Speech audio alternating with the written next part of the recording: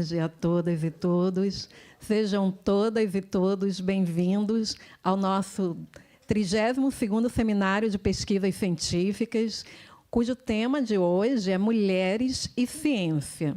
Esse tema, para nós, né, do Grupo de Pesquisa Economia Política da Comunicação e da Cultura, o EPCC, é um tema muito caro, até porque a maioria do grupo é formado por mulheres. Então, vejam só como é um privilégio, né, ter um grupo cuja maioria tem mulheres. E hoje, por incrível que pareça, a maioria dos bolsistas são os meninos. Aqui nós temos 4 bolsistas e temos 3 rapazes e uma moça aqui que faz parte do nosso grupo. Então, é um grupo que a gente realmente trabalha com a questão da ciência. Então, falar sobre ciência, para nós, é muito importante, né? Nós estamos aqui na Fundação Casa de Rui Barbosa, de forma híbrida. Então, o pessoal que está acompanhando a gente online, nós estávamos com um pequeno problema aqui no servidor da instituição, mas já está tudo tranquilo. Vamos continuar, esperamos que continue assim, né? Tudo bem tranquilo. E vocês que estão aí do outro lado, vocês vão poder fazer perguntas. A gente está aqui ao vivo. Vocês podem colocar as perguntas aí no chat, que nós estaremos acompanhando. Os nossos 3 bolsistas que estão aí, o Vitor, o João Vitor e o Vinícius, eles estarão trazendo as perguntas para que a gente possa responder durante o evento. E o pessoal que está aqui na sala de cursos pode fazer as perguntas. Os meninos estão aí com um papelzinho onde vocês podem anotar as perguntas, tá? Então, como a gente tem esse problema de direito de imagem, de som, então a gente está trabalhando muito com perguntas escritas no papel. Então, você pode se identificar lá, colocar a pergunta, e a gente também vai responder. Então, vamos aqui continuar com o nosso evento, até porque que a gente trabalha com esse tema. Então, assim, até para entender bem o tema, a ONU, o que ela fez? A partir do ONU Mulheres, eles até publicaram, escolheram internacionalmente uma data, né, para ter o reconhecimento da mulher na ciência e também de meninas na ciência. Então, eles escolheram a data de 11 de fevereiro como Dia Internacional da Mulher e das Meninas na Ciência. Então, a ONU, o que ela enfatiza? Que mulheres e meninas desempenham um papel vital nas comunidades científicas e tecnológicas, e a participação dessas mulheres e meninas tem que ser fortalecida. Então, para reconhecer o papel-chave que nós, mulheres, e também as meninas desempenham, a Assembleia Geral da ONU declarou esse dia 11 de fevereiro como esse Dia Internacional da Mulher e das Meninas, além de reconhecer as contribuições nas áreas de pesquisa e inovação. O dia também visa quebrar esses estereótipos, né, que tem aí contra as meninas, contra as mulheres, para acabar com essa questão também dessa discriminação que tem contra nós, né? Então, é um dia bem interessante. E aí, olhando aqui para o Brasil, a Elsevier e a Bore, elas fizeram uma pesquisa para entender qual era o papel das mulheres aqui no campo da pesquisa científica no país. E aí, todo o relatório, gente, está disponível na internet. Quem quiser depois, eu também passo esse link, tá, que está mostrando qual é a contribuição das mulheres, o que cresceu, o que diminuiu, a questão dos papers, se tem mais mulheres, mais homens, está tudo lá registrado. Só que os dados são de 2022, tá? A pesquisa foi lançada esse ano, mas os dados são de 2022. Então, o que eles constataram? Que o percentual de mulheres entre autores de publicações científicas no país passou de 38% para 49%. Então, já temos um bom aumento, já é uma coisa interessante. A produção científica, inclusive nas áreas que são ligadas à ciência, tecnologia, engenharia e matemática, que era um problema muito grave para nós mulheres, porque os homens achavam, né, que era o espaço deles, teve um aumento de 35% para 45%. No caso aqui, de nós 3, né, que trabalhamos nessa área de ciências sociais aplicadas, o que acontece? Nós também, a nossa contribuição está ali, eu estava olhando a pesquisa, está chegando a 45%. Mesmo com o aumento, a gente ainda está, né, abaixo da média, né? A gente deveria ter mais de 50%, até porque, se a gente olhar na academia, tem mais mulheres fazendo graduação e pós-graduação, principalmente na área de ciências sociais, né? aplicadas. Aí eu coloco comunicação, ciência da informação, na parte de humanas também, que a gente puxa, e letras também. Tem muito mais mulheres. Mesmo assim, a produção está chegando a 45%. Então, realmente é um desafio para nós. O nosso país, o Brasil, ele é o terceiro país com maior participação feminina na ciência. Perde para a Argentina e Portugal, gente. Então, a gente tem que correr atrás, né? E a contribuição das mulheres por idade acadêmica cai de 51% entre os mais jovens para 36% entre cientistas mais experientes. E, em relação a patentes e inovações, teve uma estabilidade, chegando entre 3% e 6% ao longo dos 15 anos. Gente, é pouca coisa, né? Então, a mulherada realmente tem que correr atrás, porque a gente tem que fazer muito mesmo aí para entrar nessa área da ciência brasileira. Então, a partir desses números, eu levantei aqui algumas questões, né? As mulheres, a gente sabe que tem um papel fundamental na área científica. Inclusive, quando a gente lançou esse evento, a Dani ficou lá. Vamos fazer esse evento todo ano, vamos trazer essa temática das mulheres na ciência todo ano para ver se a gente, né, incentiva as mulheres a trazerem essas contribuições. Então, como é que a gente pode contribuir mais, né? Até porque eu sei, gente, eu mandei, por exemplo, esse evento de ontem para hoje, eu mandei para mais de 500 mulheres, tá? Só para mulher eu mandei para mais de 500. Então, para ver como tem muita mulher que trabalha na área científica. E o pessoal disse que estaria acompanhando mais online, né? Mas, como é que a gente pode contribuir mais? Primeira coisa é buscar conhecimento, porque a gente fala com muitas mulheres, e assim, como a gente faz 1 milhão de coisas ao mesmo tempo, que é isso mesmo, né? A gente normalmente tem filhos, cuida do lar, cuida das coisas, e, ao mesmo tempo, tem que estudar, tem que fazer uma graduação, uma pós-graduação, e, às vezes, acha que não tem tempo. Inclusive, ontem eu estava falando com uma das mulheres, e aí eu perguntei, e aí, já terminaste, né, o curso que tu estavas fazendo? Ela disse, não, eu tive que trancar. Por que teve que trancar? Né? Porque eu estou sem tempo. Eu disse, não, vamos parar, né? Que a gente tem que realmente correr atrás, buscar mais conhecimento, entender a importância do nosso papel e também do potencial que nós temos na ciência brasileira. Terceiro, incentivar pesquisas e projetos científicos feitos por mulheres. Isso é uma coisa que a gente faz muito no grupo de pesquisa, né? A gente está sempre ali em cima das meninas. Bora lá, terminaram o mestrado, agora vamos fazer o doutorado. Terminou o doutorado, vai fazer o pós-doutorado. Tem que ir correndo atrás para estar ali o tempo inteiro, porque senão a gente para. Então, vamos incentivar mais, vamos fazer mais projetos, vamos ter ousadia, porque, às vezes, a gente não quer, né? Às vezes, a gente fica ali muito tímida e acha que o trabalho não está bom. Não, vamos, né, ter essa ousadia e superar os obstáculos. E vamos também abrir caminhos e trabalhar em parceria, porque parceria é muito importante, principalmente porque, se a gente tem 1 milhão de coisas para fazer, se a gente começa a trabalhar em parceria, o outro também fica puxando a gente o tempo inteiro. Então, a gente não tem como parar. Quinto, né, abrir caminhos e trabalhar em parceria. Sexto, investir na carreira científica. Eu acho que isso é fundamental. Por mais que você fale, Eula, mas vou fazer um mestrado para quê? O doutorado para quê? Primeiro que você tem que fazer para buscar mais conhecimento. Em primeiro lugar, faça para você. Depois, né, vá pensando, eu vou dar aula, vou trabalhar numa instituição. Primeiro, faz para você buscar mais conhecimento. Depois, se for dar aula ou não, se for trabalhar numa instituição ou não, cabe a você decidir, mas não pode parar, tem que continuar em frente. E, em sétimo lugar, valorizar o seu trabalho científico. Você tem que valorizar aquilo que você faz, porque, se você não valorizar, como é que outro valoriza, né? Então, isso também para as mulheres e também para os homens, né? A gente tem aqui os bolsistas, né? Principalmente o João Vitor e o Vinícius, que estarão apresentando quinta-feira, aqui na sala de cursos, né, seus trabalhos, o que eles vêm fazendo, e também ter essa ousadia, né? Não é porque está na graduação, né, que a gente vai se acomodar ou ficar com medo de falar. Não, a gente tem que ir até compartilhando, porque o que a gente faz é compartilhar conhecimento.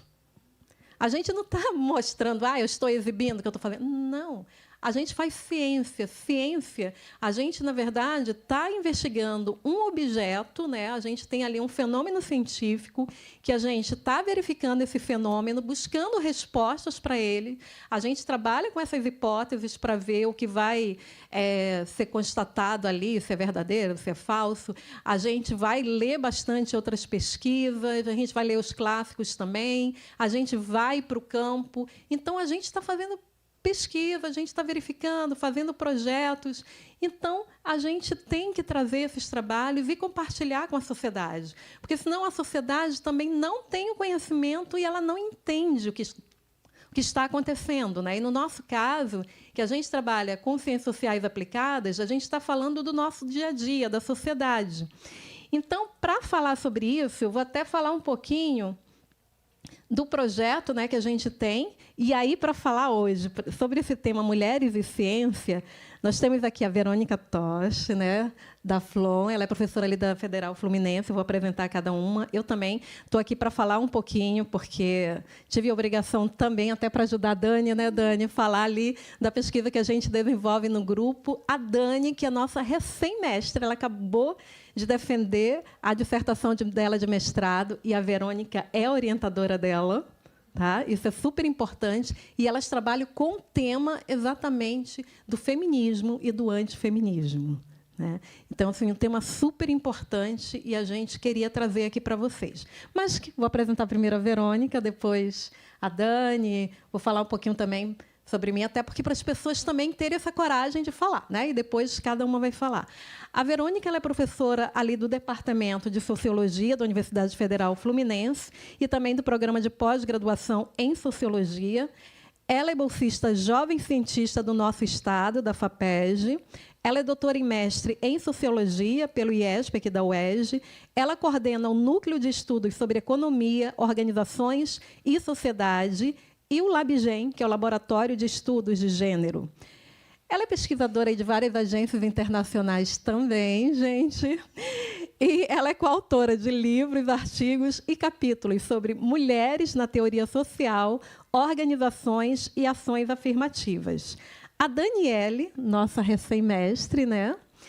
Ela é mestre em Sociologia pela Universidade Federal Fluminense. Ela é bolsista aqui do nosso programa de incentivo à produção do conhecimento técnico e científico aqui na área de cultura, o nosso famoso Pipoca, né, aqui da Casa de Rui Barbosa.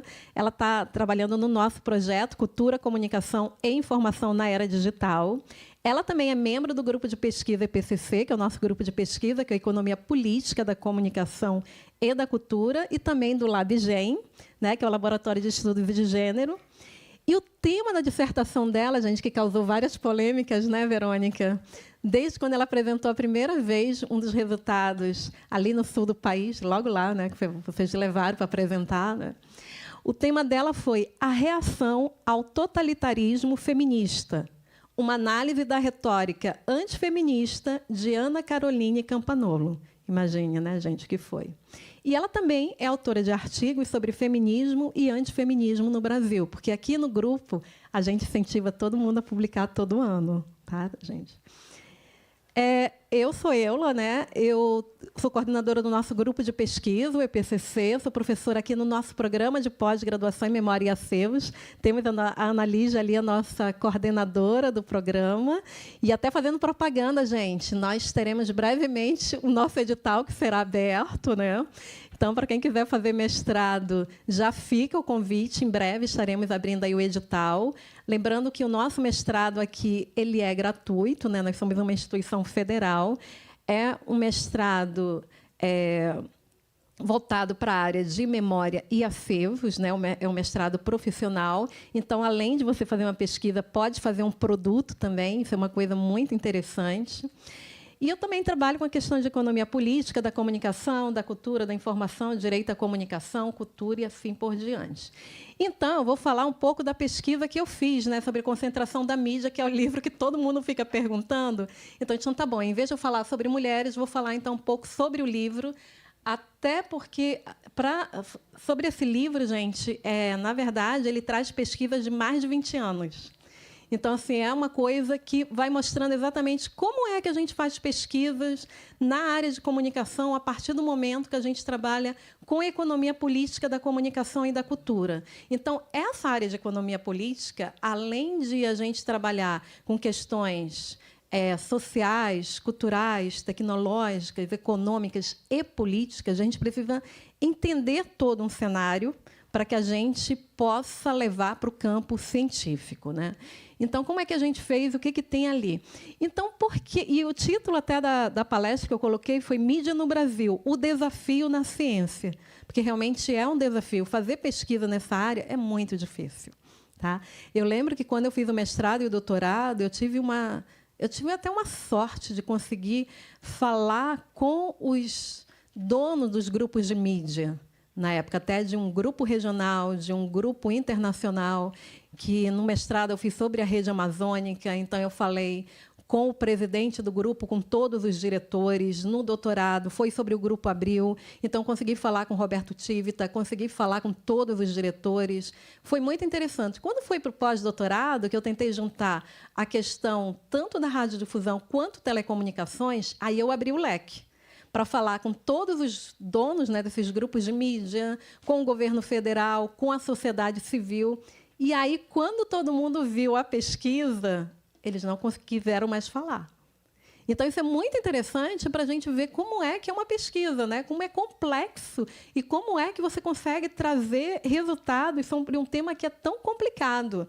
Porque, assim, quando a gente fala de mídia, não é simplesmente falar de meios de comunicação. A gente está falando de comunicação, de cultura, de informação, como é que isso lida com o cotidiano das pessoas. A gente entra na questão da legislação, a gente trabalha também com a questão da história, não só dos meios de comunicação, mas também a gente vai remeter à questão do país, à questão da formação política, econômica. E aí a gente vai falar de grupos de mídia, a gente vai falar dos grupos. Então, eu tenho que falar, no caso de radiodifusão, quais são os maiores grupos, telecomunicações, quais são os maiores grupos, se eles têm ligações com grupos regionais, que grupos são esses, como é que a gente entra em contato com eles. Então, vamos falar de Globo, SBT, vamos falar de Claro, vamos falar de Oi. Só que esses grupos, principalmente na radiodifusão, eles dominam, e é um domínio que a gente vai ver que chega em toda a população.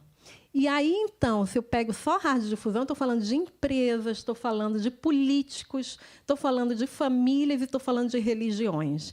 Então, querendo ou não, você tem que lidar e entender e tentar realmente usar a ciência para você não entrar no achismo. Até porque você está falando de controle informacional, controle cultural e controle comunicacional. Então, são coisas complexas. Daí, então, para a gente ter sempre um ponto de partida para saber o que a gente está fazendo e onde a gente quer chegar, quando a gente fala, por exemplo, da concentração desses meios, a gente quer trabalhar também com a questão da democratização. Como democratizar esses meios? Como fazer que a sociedade tenha acesso a esses meios de comunicação? Daí, então, a gente vai partir da Constituição Federal, de toda a legislação, e na Constituição, se a gente pensar na comunicação, questão do direito, vai pegar os artigos 5º, 220 a 224, vai entrar com a questão do direito à informação, também artigo 5º, artigo 220, direito à cultura, que são vários artigos que estão na Constituição. E aí a gente vai entrar nos grupos, né? Falando de radiodifusão, os principais, Rede Globo, Rede TV, SBT, Record, Bandeirantes, Telecomunicações, Grupo Claro, Vivo, Oi, Net, Sky. E quem são as pessoas? O que a gente tem a ver com tudo isso?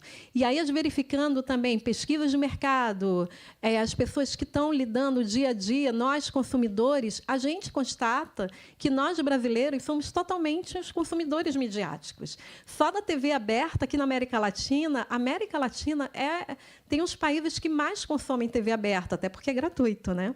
Então, em quase todos os lares que têm energia elétrica, nós temos a TV aberta. A gente está falando de mais de 90% dos lares. O rádio, que não é tão ouvido pelas pessoas, está em mais de 80% dos lares. Se a gente for pensar na área de telecomunicações, a gente está falando de mais de 250 milhões de assinantes. Para um país que tem 220 milhões de habitantes, né? A gente tem 30 milhões a mais de assinantes. aí na área de telefonia celular. Fixo, mais de 27 milhões. Banda larga, que é exatamente a internet que a gente coloca em casa, são mais de 45 milhões. TV por assinatura, mais de 12 milhões. E esses são os dados, gente, de 2022, tá? Que são os últimos que a gente tem. Só que a gente não quer apenas levantar números, a gente quer entender como é que a gente pode democratizar a mídia. A partir daí, então, a gente vai trabalhando com conceitos, com pesquisas.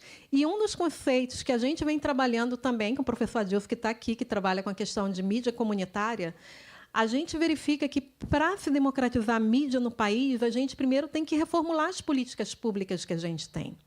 Em segundo lugar, a gente tem que trabalhar com a apropriação desse conhecimento, das tecnologias. Não é simplesmente falar para as pessoas que têm que ter, e as pessoas têm um celular. O que adianta todo mundo ter celular e não saber usar o celular? Então, para as pessoas se apropriarem, entenderem, terem conhecimento para usar essas tecnologias.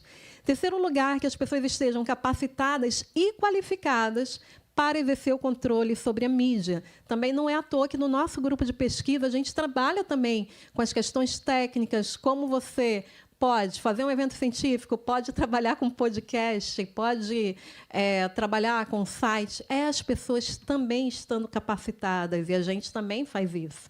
Implementando também meios de comunicação que sejam locais e comunitários e mostrando para a sociedade que todos têm esse direito à comunicação, à cultura e à informação. Então, nessa obra, a gente vai trazendo todas essas pesquisas, todos os vieses, vamos falar de mídia local, regional, nacional, as estratégias dos grupos de mídia, o que tem na legislação, o que o governo deveria fazer, o que ele faz, o que a sociedade faz e poderia fazer também, e o que as empresas fazem. A gente parte, então, da área de economia política, até porque esse tema ele é estudado na área de economia política, o pessoal da área de comunicação, de economia, de direito, de administração e ciência política. Inclusive, nós temos um evento chamado Com Política, que a Dani também já participou, que a gente faz esse evento junto com o pessoal da ciência política, que a gente vai tentar entender mais a comunicação a partir do ângulo da ciência política também. Tá? Isso é muito importante. E também a gente observa que essa questão de trabalhar com os grupos, principalmente essa concentração, é uma realidade em vários países. E vocês vão ver que isso não é de hoje. E essa concentração cria monopólios e oligopólios, ferindo todas as leis dos países e atingindo a sociedade como um todo. Então, vai causar impactos sociais e culturais na sociedade. Vamos falar das novas tecnologias, a questão da convergência e como é que é utilizada essa convergência pelos grupos. Se a gente pegar os estudos, a gente vai ver que a questão de estudar a concentração da mídia, na verdade, a gente começa desde os anos 40, fazendo esses estudos na Europa e nos Estados Unidos, e nos anos 90 vai chegar muito aqui no Brasil. Então, quando chega aqui no Brasil, a gente não vai estudar simplesmente a concentração desses meios, mas entender como é que se dá a questão da legislação, a NOMIC, né, que é a nova Ordem Mundial da Informação, que foi trabalhada ainda nos anos 80, final de 70, para os anos 80, por todos os países da ONU, para entender como é que se dava essa questão da concentração. A falta de transparência na indústria publicitária e a questão da convergência das mídias. Então, vamos trabalhar com várias correntes, mostrando como é que é visto, tanto pela academia quanto pelo mercado, essa questão da concentração. A gente vai trabalhar com o conceito, né, o que é a concentração da mídia, onde a gente coloca que vai ser um fenômeno em que esses meios de comunicação vão ser controlados por poucos, só que são poucas empresas que vão fazer o controle no âmbito local, regional, nacional e global. Então, para ver que uma coisa é muito complicada. E aí, essa concentração vai possibilitar que as empresas sejam absorvidas por grandes grupos. Por mais que a gente fale de concentração na área econômica, a gente vai trazer esse entendimento para a área de comunicação, vai ver a questão das fusões, aquisições, criações de grupos, onde, no caso da área midiática, a intenção é acumular audiências, concentrar conteúdos, interferir no pluralismo e também na diversidade dos conteúdos que são passados ali na mídia. Aqui no Brasil, então, a gente tem que entender que existe um problema de diversidade, pluralidade de conteúdo que vem sendo colocado nesses grupos de mídia. Se a gente pega ali o parágrafo 5º do artigo... Parágrafo 5º, não. o parágrafo 5º do artigo 220 da Constituição, que exatamente está naquele capítulo 5 da Constituição que fala sobre a comunicação no país, ele fala que meios de comunicação eles não podem ser objeto de monopólio ou oligopólio, mas, na prática, é o que a gente tem no país. Olhando para o país, a gente tem que entender sobre o que nós estamos falando. É um país grande, né? É um dos países mais populosos que nós temos, é um dos países mais ricos e também é um país que a gente tem mais de 5.000 municípios, exatamente 5.568, esse nosso Distrito Federal e o Distrito Estadual de Fernando de Noronha.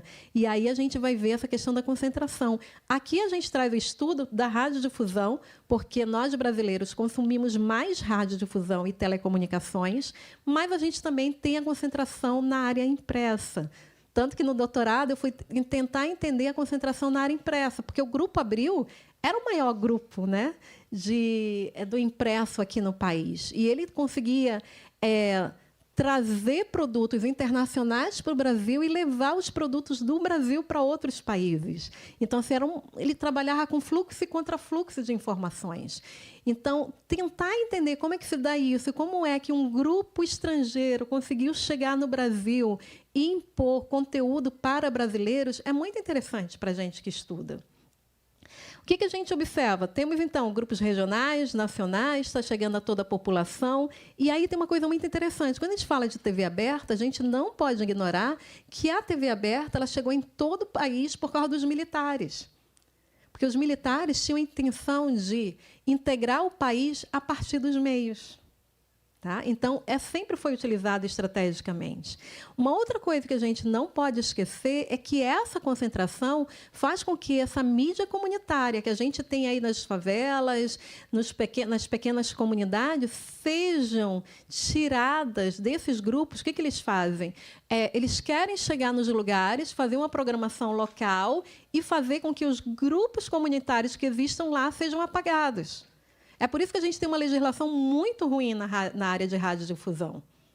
Não é à toa. Então, assim, eles querem tirar. Só que o problema, gente, é que se a gente pega a nossa televisão hoje, a gente vai ver que menos de 10% da programação é de mídia local. Por que menos de 10% é de mídia local? Porque a estratégia é que 90% seja do grupo nacional e menos de 10% do local. Ou seja, toda aquela informação que você teria do seu local não existe, porque simplesmente esses grupos não permitem. Tá? Então, isso é um problema muito sério. Então, a gente estuda a questão da estratégia da regionalização, e aí é uma coisa bem interessante, que a gente tem uma legislação no Brasil que permite que esses grupos nacionais façam redes com os regionais e locais para chegar em todo o país. Tá? A gente vai ver também as estratégias internacionais, como é que se dá esse processo. E é interessante que, mesmo no século XXI, que nós estamos, os mesmos processos continuam. Nada mudou. E aí a gente vai ver que, no caso do Brasil, a questão da radiodifusão ainda é controlada por esses grupos privados, né, que estão ali formados por políticos, e se a gente olhar a nossa Constituição, no artigo 54, ela fala que nem deputados, nem senadores poderiam estar ligados aos meios de comunicação. Isso também é desrespeitado. E os nossos políticos, ou eles estão com os nomes ali comandando os meios de comunicação, ou colocando laranjas. Então, isso é um problema. Porque eles utilizam, às vezes, aqueles meios para fazer campanha política deles, e não deveria acontecer. E temos também as famílias e igrejas. E a gente observa também uma ausência de regulação da mídia. Então, a gente vai ver que existem grupos regionais, e quando a gente vai estudar os grupos regionais, por isso que é importante a gente estudar, a gente vai ver que os principais, como a Rede Brasil Sul, que fica ali no sul do país, Organizações Jaime Câmara, que fica no centro-oeste, a Rede Amazônica de Rádio e Televisão, que fica no norte, o Grupo Zarran, que fica nos estados de Mato Grosso e Mato Grosso do Sul, o Grupo Verdes Mares, que fica no Nordeste, todos são afiliados à Rede Globo. Então, para ver como é essa questão da concentração. Isso é um problema. No caso das telecomunicações, a gente vai ver que, até aqui, pegando a questão da concentração da radiodifusão, que a nossa legislação é totalmente separada, gente. Radiodifusão, eles falam que tem que ter uma legislação específica e telecomunicações outras. Mas a Rede Globo, por mais que não se permita, ela tem uma participação no Grupo Sky, que é um dos principais grupos de telecomunicações do Brasil. E aí a gente vai ver que, no caso da radiodifusão, estamos falando de grupos brasileiros, chegando em todo o país. No caso, aí a gente vai ver de telecomunicações, que também temos 5 grupos, e aí vamos ter Vivo, Oi, Claro, TIM, Sky, que dominam a telefonia fixa, a telefonia celular, a banda larga, a TV por assinatura, e todos são grupos estrangeiros. Ou seja, toda a nossa área de telecomunicações está na mão de grupos estrangeiros. Então, isso é importante para a gente entender. E aí eu coloquei para vocês, lembrando dos números, né, questão de assinantes, como é que só na parte de telecomunicações, ali embaixo, a gente vai ver, eles dominam 100% do mercado. E isso é um problema muito sério. Como é que pode evitar essa concentração da mídia, né? A gente vai ver que, realmente, assim como na área da cultura, que faz as grandes conferências, a gente tem que voltar com as conferências na área de comunicação para regulamentar e regular essa mídia. A gente só teve uma conferência no Brasil, que foi em 2009, onde nós tivemos mais de 600 propostas e elas não foram para frente. E em 2015, quando é o primeiro contato que eu tenho com esses grupos, que foi o primeiro edital que eu ganhei da FAPESD, para até publicar essa pesquisa, eu entrei em contato, né, com todos os ministérios, com a Presidência da República, e eles tinham como meta regulamentar e regular a mídia naquele ano. E eles não fizeram, deixaram para lá. Agora, por que tem que se combater a concentração da mídia? Porque a gente vai ver que ela vai interferir nos conteúdos, vai interferir na questão da diversidade, na questão da qualidade, da multiculturalidade que a gente tem no país. Se a gente vê esses principais grupos, e a gente entrou em contato com todos os grupos que a gente traz na pesquisa, também trouxe os representantes desses grupos, tanto na área de comunicação quanto de telecomunicações, para ouvi-los e entender o que eles achavam da concentração da mídia no país. Infelizmente, pouca gente respondeu. E chegou-se à conclusão, a partir deles, que eles acham que é um negócio justo para o empresariado, e que eles falam que não existe problema, principalmente na área de telecomunicações, essa questão do monopólio ou oligopólio, e que, na verdade, quem cuida do mercado são apenas 4 grupos na área de telecomunicações, então, para eles, é mais do que justo. No caso do governo, quando a gente entrou em contato, e aí é super importante ressaltar, a gente entrou em contato com o pessoal do Ministério da Ciência e Tecnologia, porque, na época, eles estavam trabalhando uma regulação e uma regulamentação para a mídia, com o Ministério da Cultura, o Ministério das Comunicações, com a Casa Civil, com a Secretaria de Comunicação da Presidência da República, e todos se omitiram em responder. Como é que pode, né, falar de concentração, questão da regulação e também da regulamentação? Também entramos mas aí a gente foi ver o que estava sendo, o que eles estavam fazendo, acompanhando a mídia, né? Por isso que a gente acompanha também a mídia diariamente, para saber tudo que está saindo. Com a sociedade civil, a gente entrou em contato com vários grupos, como os comunicativistas, o Fórum Nacional de Democratização da Comunicação, Artigo 19, que trabalha com a questão do direito à comunicação, a Enecos, a Intervozes, o Portal Vermelho e a CUT Nacional. Só quem respondeu foi os grupos comunicativistas, FNDC, que é o Fórum Nacional de Democratização da Comunicação, o Artigo 19 e 2 representantes da academia. Enecos, Intervozes, Portal Vermelho, CUT também preferiram não responder sobre a questão.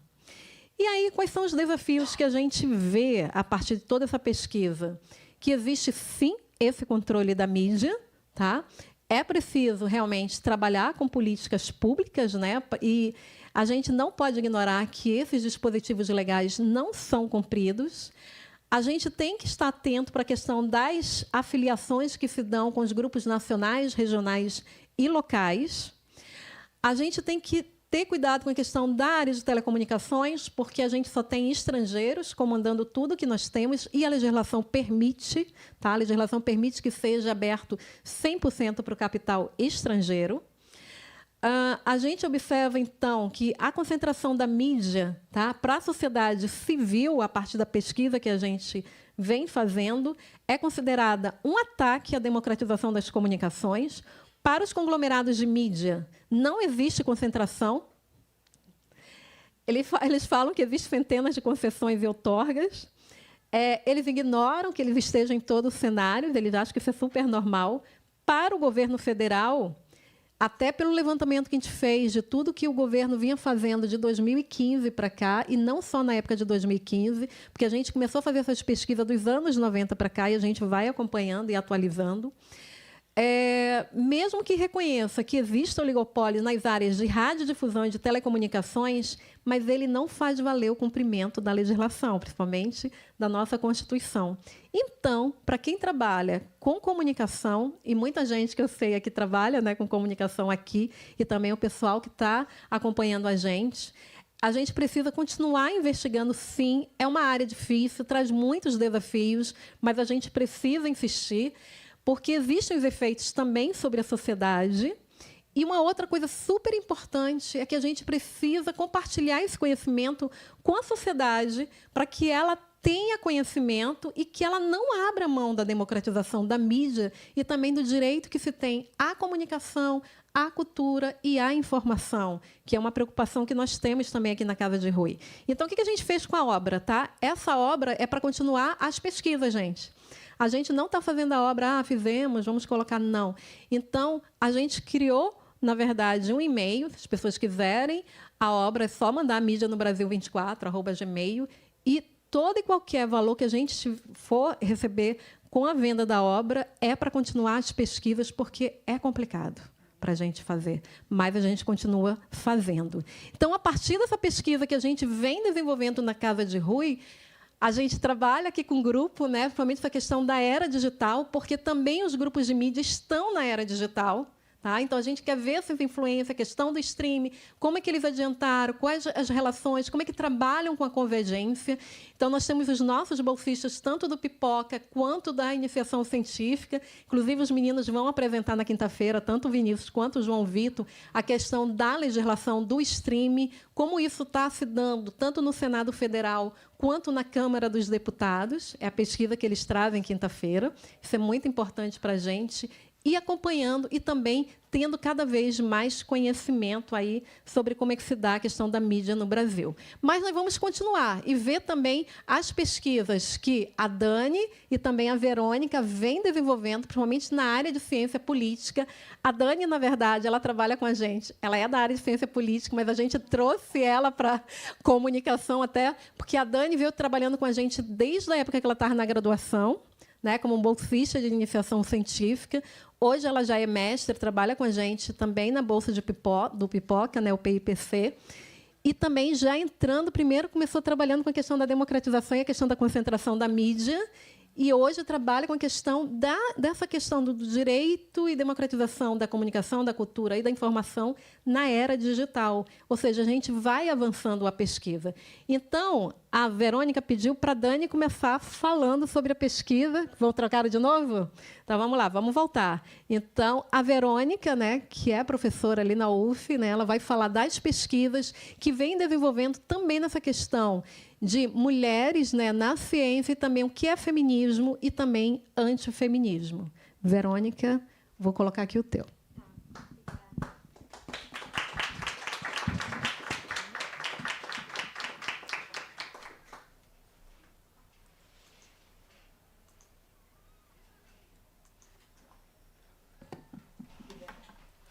Para passar. Deixa eu testar. Pronto. Vocês estão me ouvindo bem? Sim? Vou ter que tirar os óculos para poder ler. Não vou ler, vou me consultar.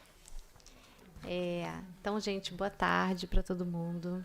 Obrigada, Eula, pelo convite. Está sendo um prazer te ouvir, inclusive saber mais da pesquisa que a me orientando, né, vem participando há tanto tempo. Então, eu fico muito contente de ver o crescimento dela, né? Eu acho que nós duas tivemos uma parte nisso, eu como orientadora, você, né, na iniciação científica, enfim, Cabe lembrar também da Gabriela Montejo, né, que foi sua co-orientadora. Enfim, então é um momento feliz aqui para mim, né, de estar aqui. Eu preparei uma apresentação que dialoga com uma série de pesquisas que eu estou desenvolvendo nesse momento. Não vai ser exatamente sobre antifeminismo, tá? Mas ela tem a ver com o tema desse seminário, desse encontro, né? A relação entre mulheres e ciência, no nosso caso aqui, com ênfase nas ciências humanas. Então, esse trabalho não é um panorama completo, é um trabalho em desenvolvimento, mas tenta dialogar principalmente com obras populares sobre feminismo, sobre mulheres, sobre gênero, que estão hoje em circulação. Então, essa apresentação faz parte, mais uma vez, dessa pesquisa maior, que analisa discursos contemporâneos sobre a história das mulheres. Então, a gente tem analisado tanto narrativas feministas quanto narrativas antifeministas sobre o passado e sobre a contemporaneidade também. Mas, nesse momento, a gente tem se debruçado mais sobre o passado, tá? Então, essa apresentação não tem nada a ver com a minha colega Lolita Guerra, da UERJ, mas nós trabalhamos juntas. Só para deixar claro que os erros aqui são totalmente responsabilidade minha, né? Mas só para também acreditar nessa pesquisa ela é historiadora e nós juntas estamos analisando essas obras populares, nós estamos escrevendo artigos, enfim. Então, vou passar aqui, ó. Para mostrar que eu já fiz apresentações sobre a obra da Ana Campanolo, né, essa autora antifeminista que a Daniela estudou. Também falei de uma feminista, Carol Adams. A gente escreveu, eu e Lolita, escrevemos juntas um artigo sobre a Clarissa Pinkola Estes, que é autora desse livro famoso, Mulheres que Correm com Lobos, né?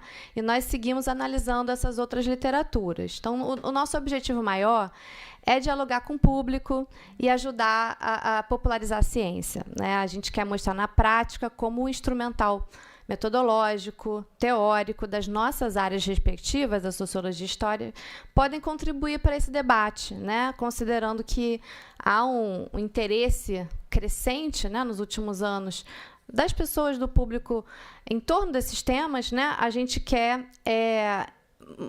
dialogar, a gente quer dialogar com as coisas que as pessoas estão lendo e tentando, né, sempre que possível, mostrar como as nossas áreas podem contribuir para esse debate, tá? Hoje, em particular, então eu coloquei aqui algumas obras que a gente está discutindo. Hoje, em particular, eu quero discutir um caso exemplar dessa nova leva de trabalhos de inspiração construtivista, pós-estruturalista, que se debruça sobre gênero, tá? Essa, em particular, ligada a reivindicações sobre a descolonização do conhecimento, da ciência, né? A autora é uma professora, uma socióloga nigeriana que vive nos Estados Unidos, e publicou em 1997 esse livro chamado A Invenção das Mulheres, construindo um sentido africano para os discursos ocidentais de gênero. Esse livro foi lançado em 1997 nos Estados Unidos, mas ele ganhou uma tradução brasileira em 2021 e se somou a esse rol de obras extremamente populares sobre o passado, sobre outras sociedades, sobre mulheres, enfim, né? Então, não sei se vocês já viram, eu estou vendo algumas cabeças assim, né? Mas, enfim, talvez o público que está nos assistindo também conheça, né?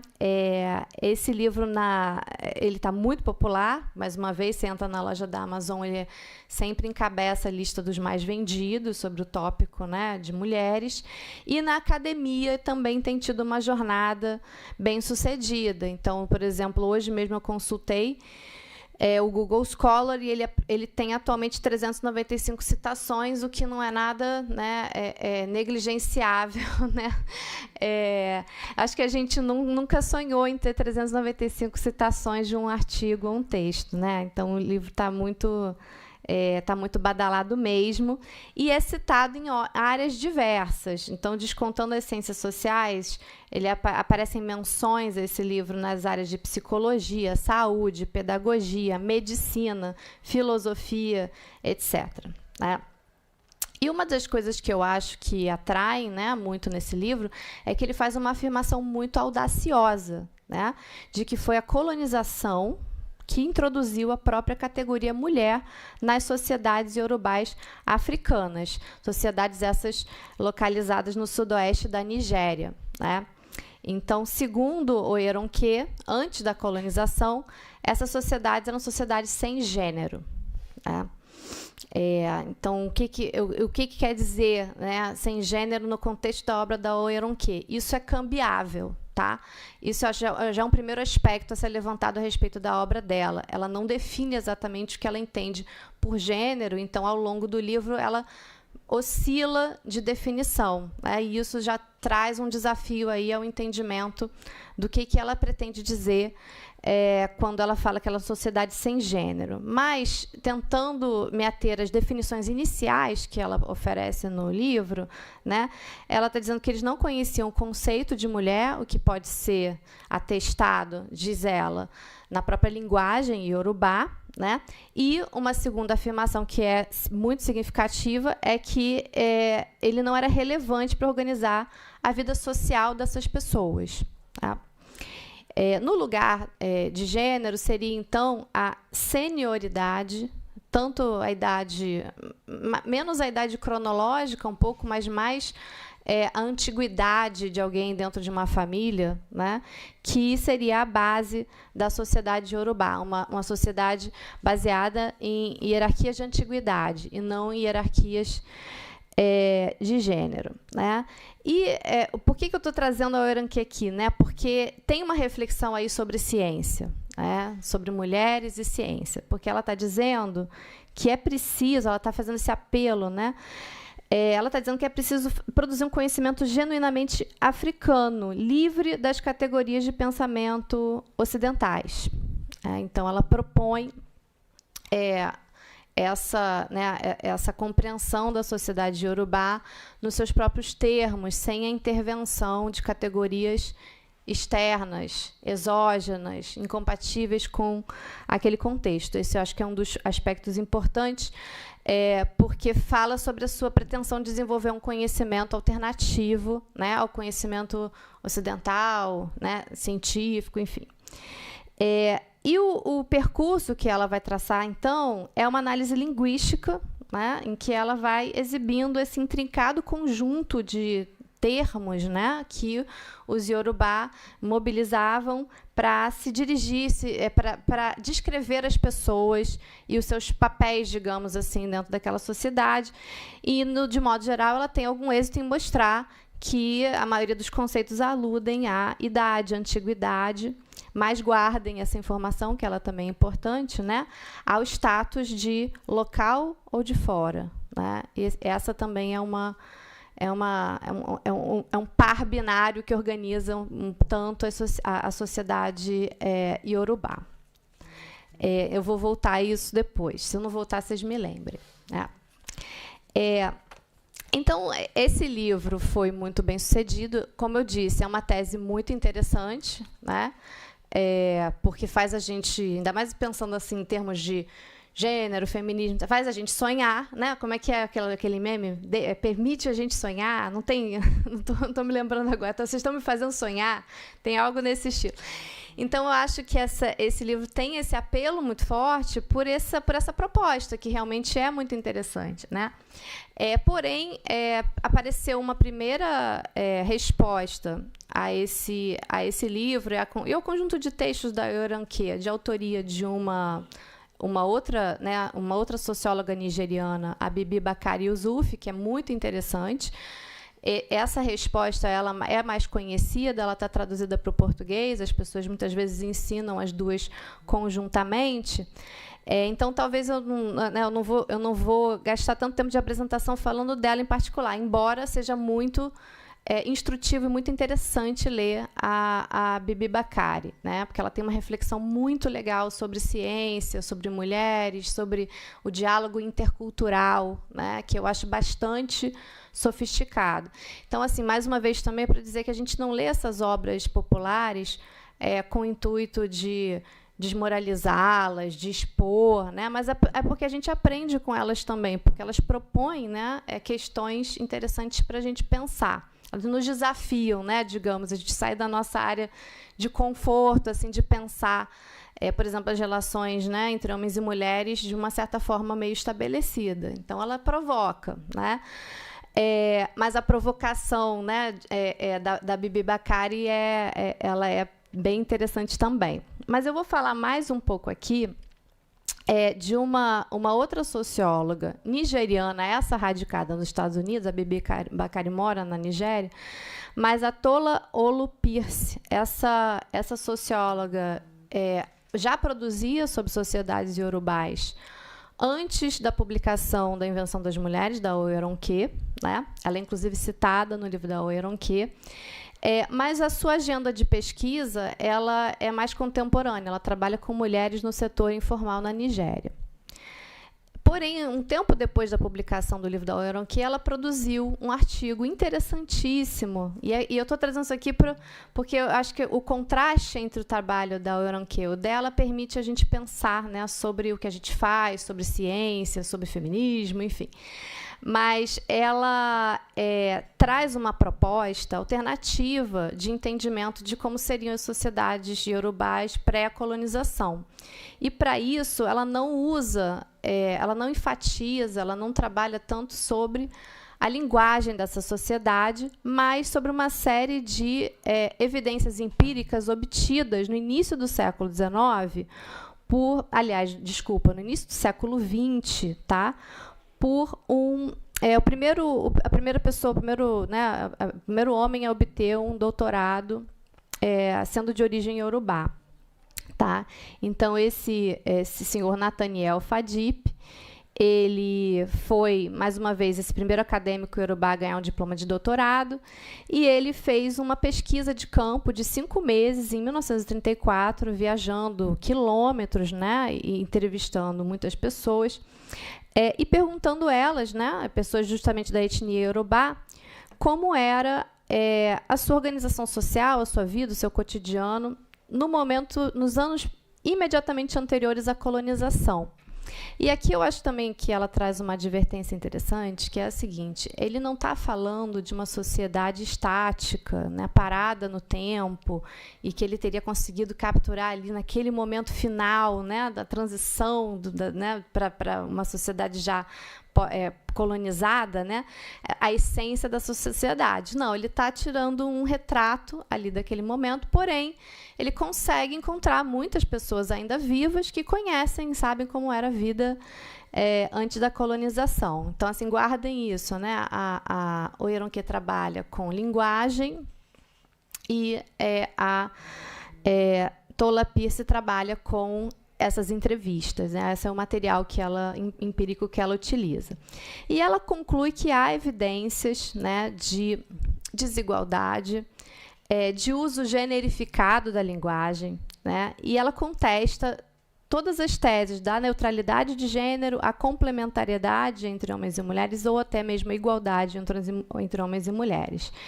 E como é que ela faz isso? Através das entrevistas e das descrições proporcionadas pelo Fadip, né? Então, o primeiro aspecto é que essa sociedade se organizava, sobretudo, em torno de linhagens, né? Então, você tem linhagens familiares, e um aspecto muito importante dessas linhagens era que as mulheres se casavam para a linhagem do marido, ou seja, elas sempre deixavam a família delas de origem e iam para essa nova família, tá? Ao fazer isso, elas deixavam a sua posição original na sua família e entravam ali na condição mais júnior possível, traduzindo nos nossos termos, né? Ou seja, sempre aquele que vem de fora, ou seja, o estrangeiro, né, é aquele que vai assumir a posição mais baixa dentro da hierarquia familiar. Então, agora vocês já recordam como a Oyeronke ressalta que os termos mais utilizados na sociedade iorubá eram os relativos à senioridade e relativos a status local ou estrangeiro? Então, a Tola Pierce vai mostrar, olha, essa é a maneira de se referir, sobretudo, às mulheres, né, que estão entrando ali na posição hierarquicamente mais baixa naquela nova família, né? Além disso, naquela, digamos assim, economia material daquela sociedade, a produção de crianças era muito importante. Então, as crianças traziam braços para trabalhar, traziam riqueza, né? E, portanto, esperava-se que uma mulher pudesse ficar, né, ter gravidezes bem-sucedidas e aumentar aquela linhagem, né?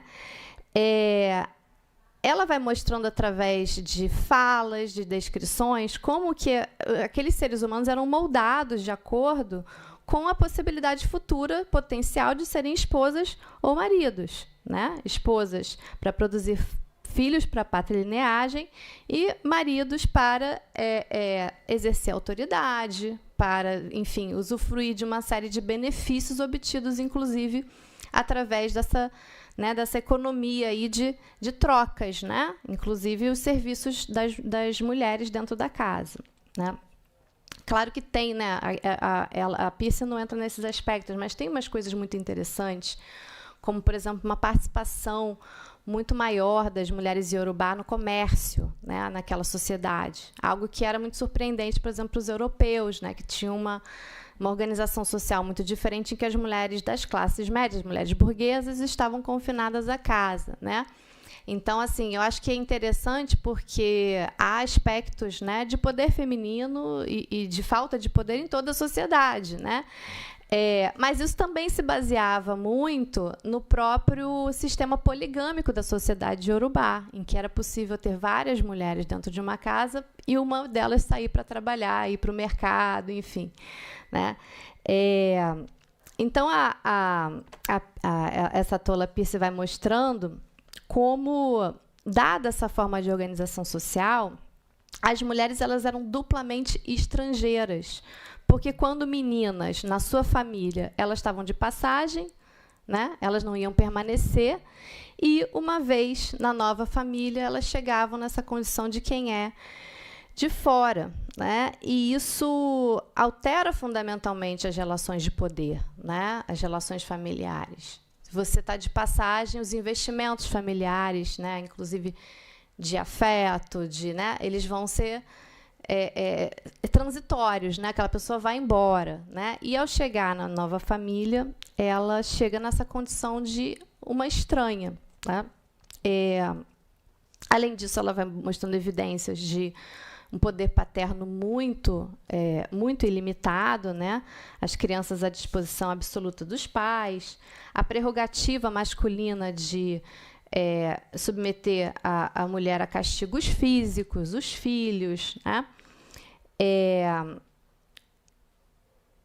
Então, o que ela vai ressaltando é que a questão não é se o esquema de gênero iorubá se alinha com ou não com das sociedades iorubás, mas que as crianças iorubás, por exemplo, foram criadas para reconhecer as diferenças que tinham significado dentro daquela sociedade.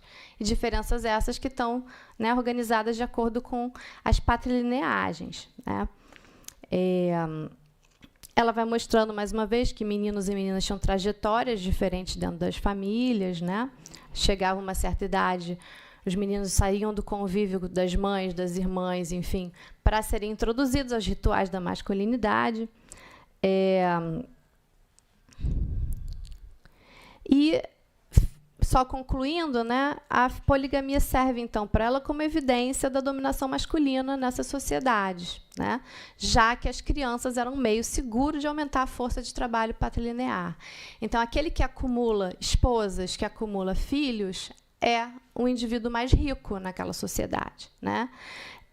Isso se traduz em uma série de regras, né, de herança, que são desiguais, né? Por que você vai, na sua linhagem, deixar herança para a menina se ela vai para a linhagem, né, da outra família, né? Então, riqueza, status vão sendo acumulados nas mãos dos homens, né?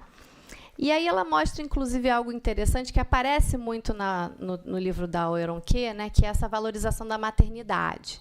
Então, a Oyeronke fala assim, porque a mulher iorubá, ela, né, a maternidade ela é central, embora ela diga que ela questione a própria ideia, né, de que são mulheres, enfim, por causa desse vocabulário complexo que envolve as posições sociais, né?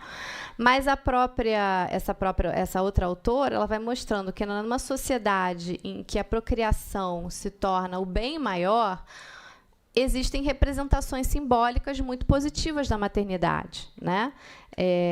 Então, isso aparece na forma dessa celebração da maternidade, né?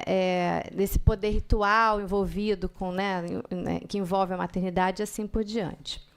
Então, assim, o que eu quero contrastar aqui é que tem uma abordagem, uma autora, né, que é uma abordagem, sobretudo, linguística, pós-estruturalista, né, baseada na ideia de construção social, muito embora, mais uma vez, ela oscile, né, o que eu acho que torna, eu acho que boas obras têm que ter consistência nos seus conceitos, né? Se você muda os conceitos, o uso dos conceitos, a definição dos conceitos no meio de um trabalho, você está incorrendo em problemas lógicos, né? E ainda está confundindo o leitor, né? Mas, enfim, em um caso, digamos assim, grosso modo, você tem uma análise de ordem linguística pós-estruturalista, ela não esconde as suas influências, né? Foucault e assim por diante, e a outra está fazendo uma história de uma economia política iorubá, né? Nos seus fundamentos materiais, e enfatizando, sobretudo, o papel da reprodução nessa sociedade, né? Independentemente dos nomes que sejam dados, né, a essas posições, enfim, ela está vendo ali as práticas materiais e como elas estão ligadas a formas de desigualdade, né? Então, eu estou atualmente dando um curso lá na UF sobre variedades de regime de gênero. A gente está lendo vários casos do sul global, né, e tal. Depois eu quero cobrindo outros espaços geográficos. Mas a descrição da Tola Pierce, né, para essa sociedade, e também da Bibi Bakari Yusuf, que eu acabei não trabalhando aqui, não difere significativamente de outras sociedades apoiadas em fraternidades masculinas, né? Então, há muitas sociedades, isso é uma regularidade histórica, em que a gente encontra enfim, essa configuração, né? Embora a gente, claro que tenha variações culturais, variações materiais, dos arranjos também, mas, enfim, grosso modo, a herança de propriedades é patrilinear, a residência após o casamento é patrilocal, né? A dominação masculina, né? Então, e há mecanismos que produzem a concentração do poder e da riqueza nas mãos dos homens, né? Isso é bastante comum, tá? Então, assim, o que eu quero terminar aqui, concluindo, aliás, eu devia ter colocado a imagem, né, das autoras, porque achei essas imagens bonitas, assim, né? Aquela em cima é a Oyonke, no meio a Bibi Bakari Yusuf e embaixo a Tola Pierce, né? O que eu vejo um pouco na literatura que trabalha hoje com a Oyonke é um tratamento do seu trabalho quase como se fosse um trabalho filosófico, né? E o intercâmbio, por exemplo, intelectual entre ela e a Bibi Bakari como uma controvérsia filosófica. E eu acho isso problemático, né? Porque eu não vejo a autora discutindo puramente normatividades, dever ser, né? Ela faz afirmações empíricas sobre uma sociedade, né? E, então, assim, eu vejo alguns textos que eu busquei falando, é inconclusivo, elas se opõem nas suas posições e tal. Eu não vejo dessa forma, né? Eu acho que ela está, embora ela reivindique esse lugar distinto, né, do conhecimento ocidental e tal, ela está fazendo afirmações de verdade, né? E, ao mesmo tempo, ela está publicando dentro do campo acadêmico, enfim, um campo esse que se pauta pelo debate sobre o rigor, sobre como você chega a determinadas conclusões, como é que você confirma, né, as suas afirmações de modo que a outra pessoa possa verificar o mesmo que você, né? Então, tem alguns movimentos, a própria Bibi Bakari já critica isso nela, que ela faz, que eu considero um pouco preocupantes, né, em termos, pensando aqui no tema desse seminário, né, Mulheres e Ciência, né, porque ela diz, por exemplo, que as teorias dela não podem ser examinadas a partir de categorias ocidentais, né. Então, além disso, ela também fala de métodos, né, que certos métodos não são aplicáveis à sociedade que ela está estudando e, enfim, ao próprio trabalho dela. Então, por exemplo, ela diz que aplicar estatística, por exemplo, para entender as desigualdades numa outra sociedade, uma sociedade não ocidental, seria inadequado. Então, eu fico pensando aqui, né, que, primeiro, que essa busca por categorias autenticamente não ocidentais me parece inviável, né? A gente não consegue, a gente não tem hoje, no século XXI, um pensamento não híbrido, né? A gente está em intercâmbio, ela está na academia norte-americana, e ela usa um conceito na obra dela, mesmo que seja para negá-lo, que é profundamente ocidental, entre aspas, né? O conceito de gênero, né? Que é um produto da academia do norte global, né? Então, mesmo para negá-lo, ela está utilizando um conceito que que tem a sua jornada, e, sobretudo, no norte global, embora, mais uma vez, eu acredite que esses conceitos são mais híbridos do que a gente costuma admitir, né? E outra coisa também que eu acho complicado, né, em blindar o seu trabalho de crítica dessa forma, é que ela começa a dizer, então, que a linguagem é a única maneira de acessar a essência autêntica dessa sociedade. Ora, para mim, a linguagem é um indicador empírico. E, diante do contraste entre o trabalho dela e, né, da Tola Pierce, eu acho que não é um bom indicador empírico da desigualdade, né? Então, a gente pode ver uma sociedade que tem uma série de... né, tem um idioma complexo, né, para descrever essas posições cambiantes dentro da família e tal, mas, quando você compara efetivamente com as práticas materiais, a linguagem não... né, a linguagem não me parece servir para captar esse plano, né, da realidade social, né? Eu vi também, em 2018, que uma professora, que eu admiro muito, enfim, mas a Mara Viveiros resenhou o livro da Oyeronke, e ela conclui, né, que há uma problemática no trabalho dela, mas ela vai dizer que o trabalho dela, mais uma vez, né, ele mostra a necessidade de se encontrar formas explicativas surgidas dos contextos africanos específicos, sem aludir a conceitos europeus, como, por exemplo, o sistema da família nuclear. Mais uma vez, eu acho esse tipo de afirmação muito complicada, porque não me parece ser o caso. A antropologia fala há muito tempo de famílias extensas, poligâmicas, etc., e não necessariamente está lendo, né, contextos africanos a partir do conceito de família nuclear europeia. Então, acho que há também às vezes, uma negligência com relação à literatura pretérita, né, que torna esse tipo de argumento fácil. Você está impondo, você está ignorando. Não, mas se você faz a revisão de literatura, você vê que as coisas não sucedem dessa forma, né? E, afinal de contas, também, quem determina o que são categorias ocidentais e não ocidentais? Né? Porque ela utiliza gênero, né? Ela utiliza de uma maneira oscilante. Gênero é uma categoria legítima para o trabalho dela, porém a estatística não é. Então, me dá a impressão, mais uma vez, que essa é uma forma de separar o seu trabalho dos canais da crítica habitual, né, científica, né? Blindar o seu trabalho de uma certa maneira, né? Porque... ela consegue, esse é um termo do jornalismo, ela se torna gatekeeper do que é e o que não é ocidental, o que não é legítimo para avaliar o trabalho dela, né? Então, assim, eu ainda tinha mais umas coisinhas assim para dizer, mas eu quero que a gente tenha tempo para debater, porque quero ver o que vocês acham, quero ouvir a Dani também. Então, agradeço a vocês, vou deixar aqui, ó. Essa parte não vai dar para falar. Vou deixar as referências aqui para quem quiser dar uma olhadinha. E é isso, gente. Muito obrigada. Aguardo as perguntas. Obrigada, Verônica. Realmente, a Verônica trouxe várias questões. O pessoal aqui no YouTube, Verônica já está aqui meio, né, querendo saber conceitos, mas espera aí, que conceito é esse? Como é que trabalha? O pessoal que está aqui também, meninos, por favor, se vocês quiserem fazer uma pergunta, pode levantar o braço, os meninos levam os papéis, tem caneta, tudo direitinho para as questões, tá? Acho que é super importante a gente também trazer, né, as questões para que depois a gente possa responder.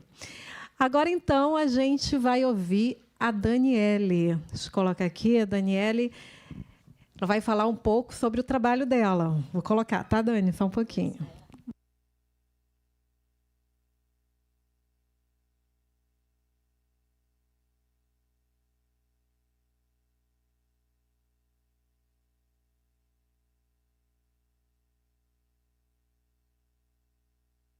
Gente, a Dani, né, recém-mestre aí, trabalhando com a questão também, né, de mulheres, questão de gênero, feminismo, antifeminismo, e ela vai falar um pouco sobre as pesquisas que ela vem desenvolvendo.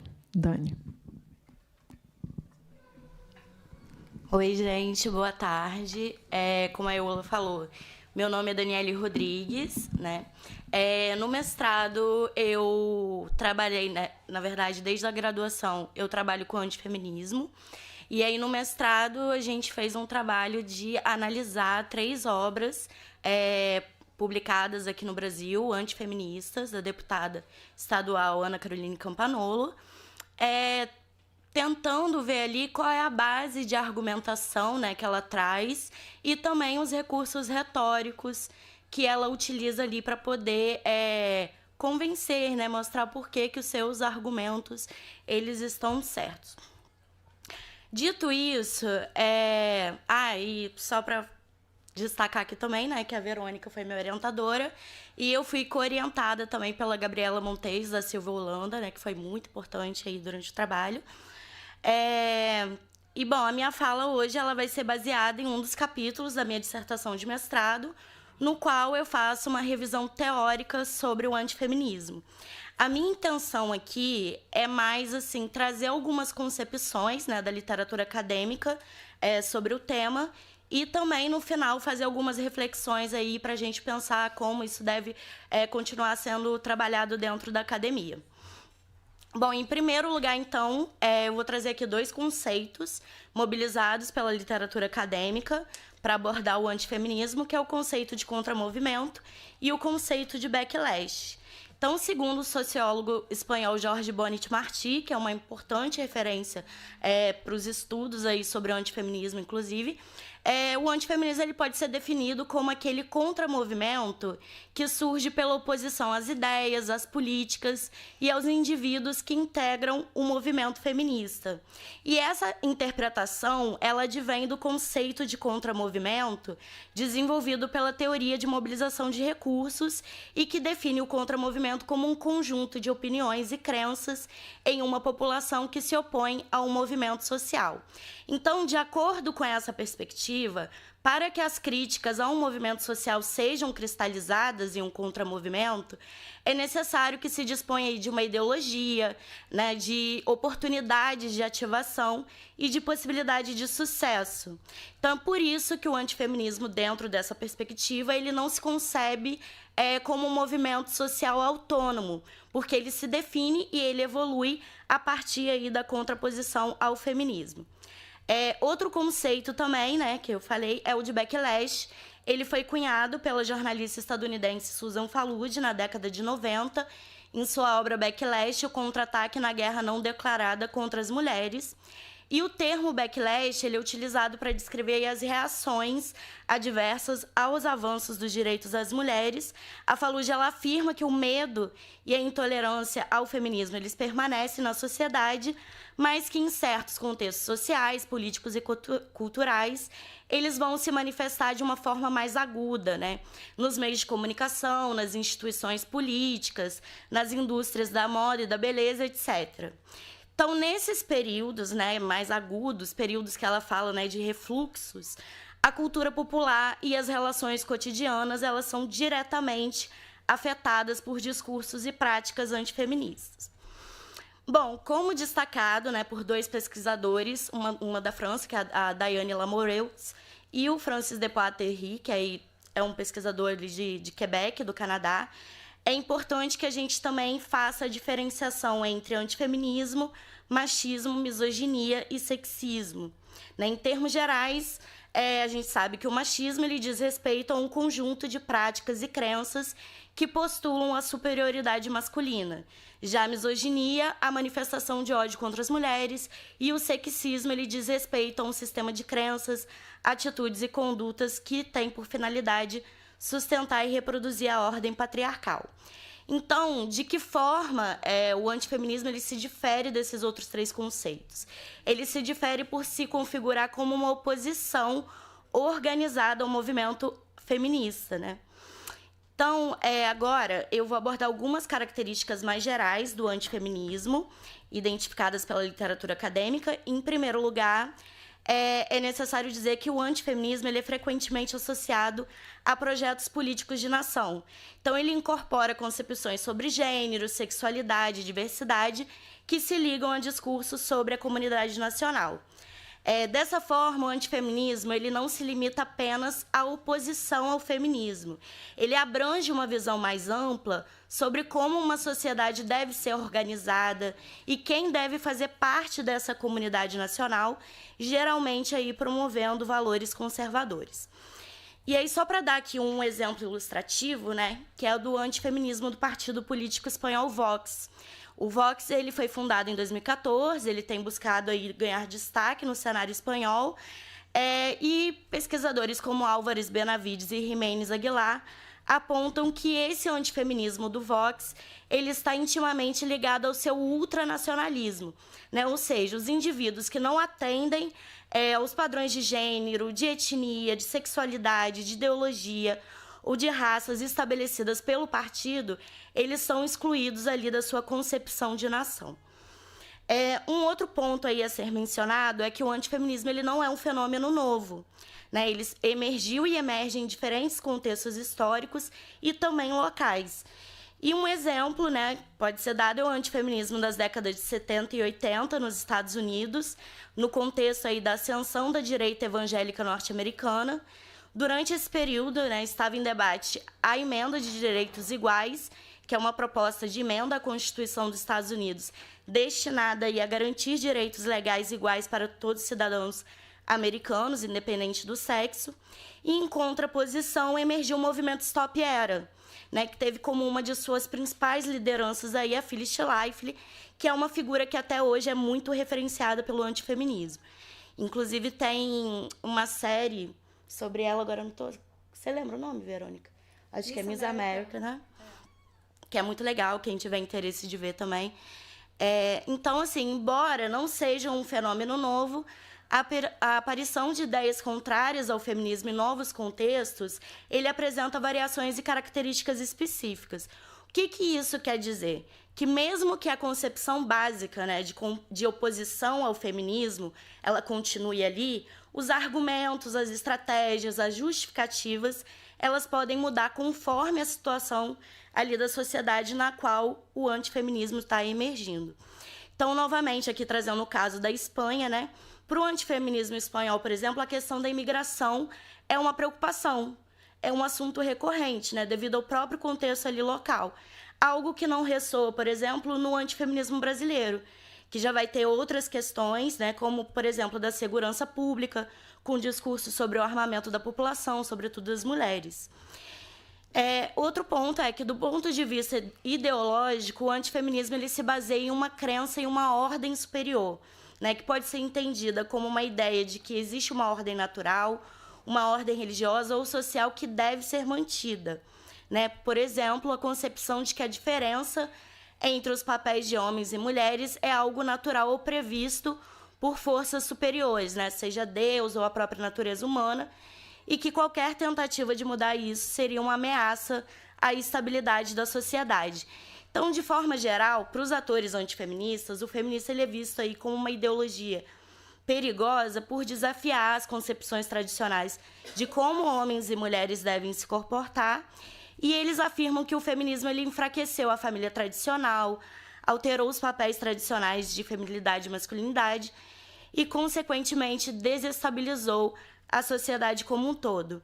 Então, a gente tem a oposição ao feminismo muitas vezes ligada a uma defesa de valores ali conservadores e de uma visão de ordem social, né, de manutenção da ordem, que rejeita mudanças nas relações de gênero.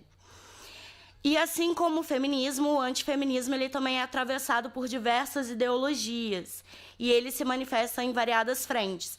Ele pode ser encontrado tanto na direita quanto na esquerda do espectro político. No Brasil, tem um trabalho da Raquel Sorretti, né, historiadora, em que ela identifica ali discursos antifeministas dos articulistas do jornal Pasquim, que era um jornal alternativo amplamente disseminado na época, e ela fala que eles utilizavam ali a zombaria para poder ridicularizar mulheres que rompiam com o modelo tradicional de feminilidade ou que lutavam por direitos. Contudo, o Francis de Poidery e a Melissa Blaise, né, que são muito conceituados também entre os estudos sobre antifeminismo, é principalmente nos campos da direita e da extrema-direita que o antifeminismo ele vem assumindo uma forma mais organizada. Outro ponto também a ser mencionado, né, como destacado pelo Jorge Bonnet Marty, é que o antifeminismo ele assume diversas formas de organização e expressão. Desculpa. Então, aqui eu vou mencionar brevemente 3 exemplos de formas de organização. Nós temos os antifeminismos de Estado, os cyber-antifeminismos e o antifeminismo masculinista. Os antifeminismos de Estado, eles possuem ali como eixo principal de ação política a restrição dos direitos sexuais e reprodutivos, a proibição da educação sexual nas escolas, políticas familiares conservadoras, a oposição a movimentos sociais e a criminalização da comunidade LGBTQIA+. Já os cyber-antifeminismos, eles diz respeito às manifestações dos fenômenos através da criação de sites e fóruns que rechaçam o movimento feminista e seus apoiadores. Então, seja através do humor ou então da incitação do ódio. Aqui no Brasil, eu lembro muito que, assim, quando eu comecei a pesquisar isso, era muito mais páginas antifeministas no Facebook, né? Hoje, né, com as novas redes sociais, o Instagram, né, o Twitter, que agora é o X, isso foi se espraiando, o TikTok. Então, o TikTok, hoje em dia, também tem muitos influenciadores antifeministas. Então, assim, é um universo de possibilidades de pesquisa também. O antifeminismo masculinista ele se refere à corrente formada por agrupamentos e movimentos integrados majoritariamente por homens que consideram que o feminismo ele representa uma ameaça para o gênero masculino, né? Aí tem o exemplo dos incels, que é os celibatários involuntários, e os ativistas pelos direitos dos homens, tem também os red pills. Bom, e quais têm sido os objetos, né, dessa literatura especializada? De forma geral, a literatura ela tem se debruçado principalmente sobre atores, organizações e instituições políticas, assim como instituições religiosas e as expressões do antifeminismo online, como eu já falei.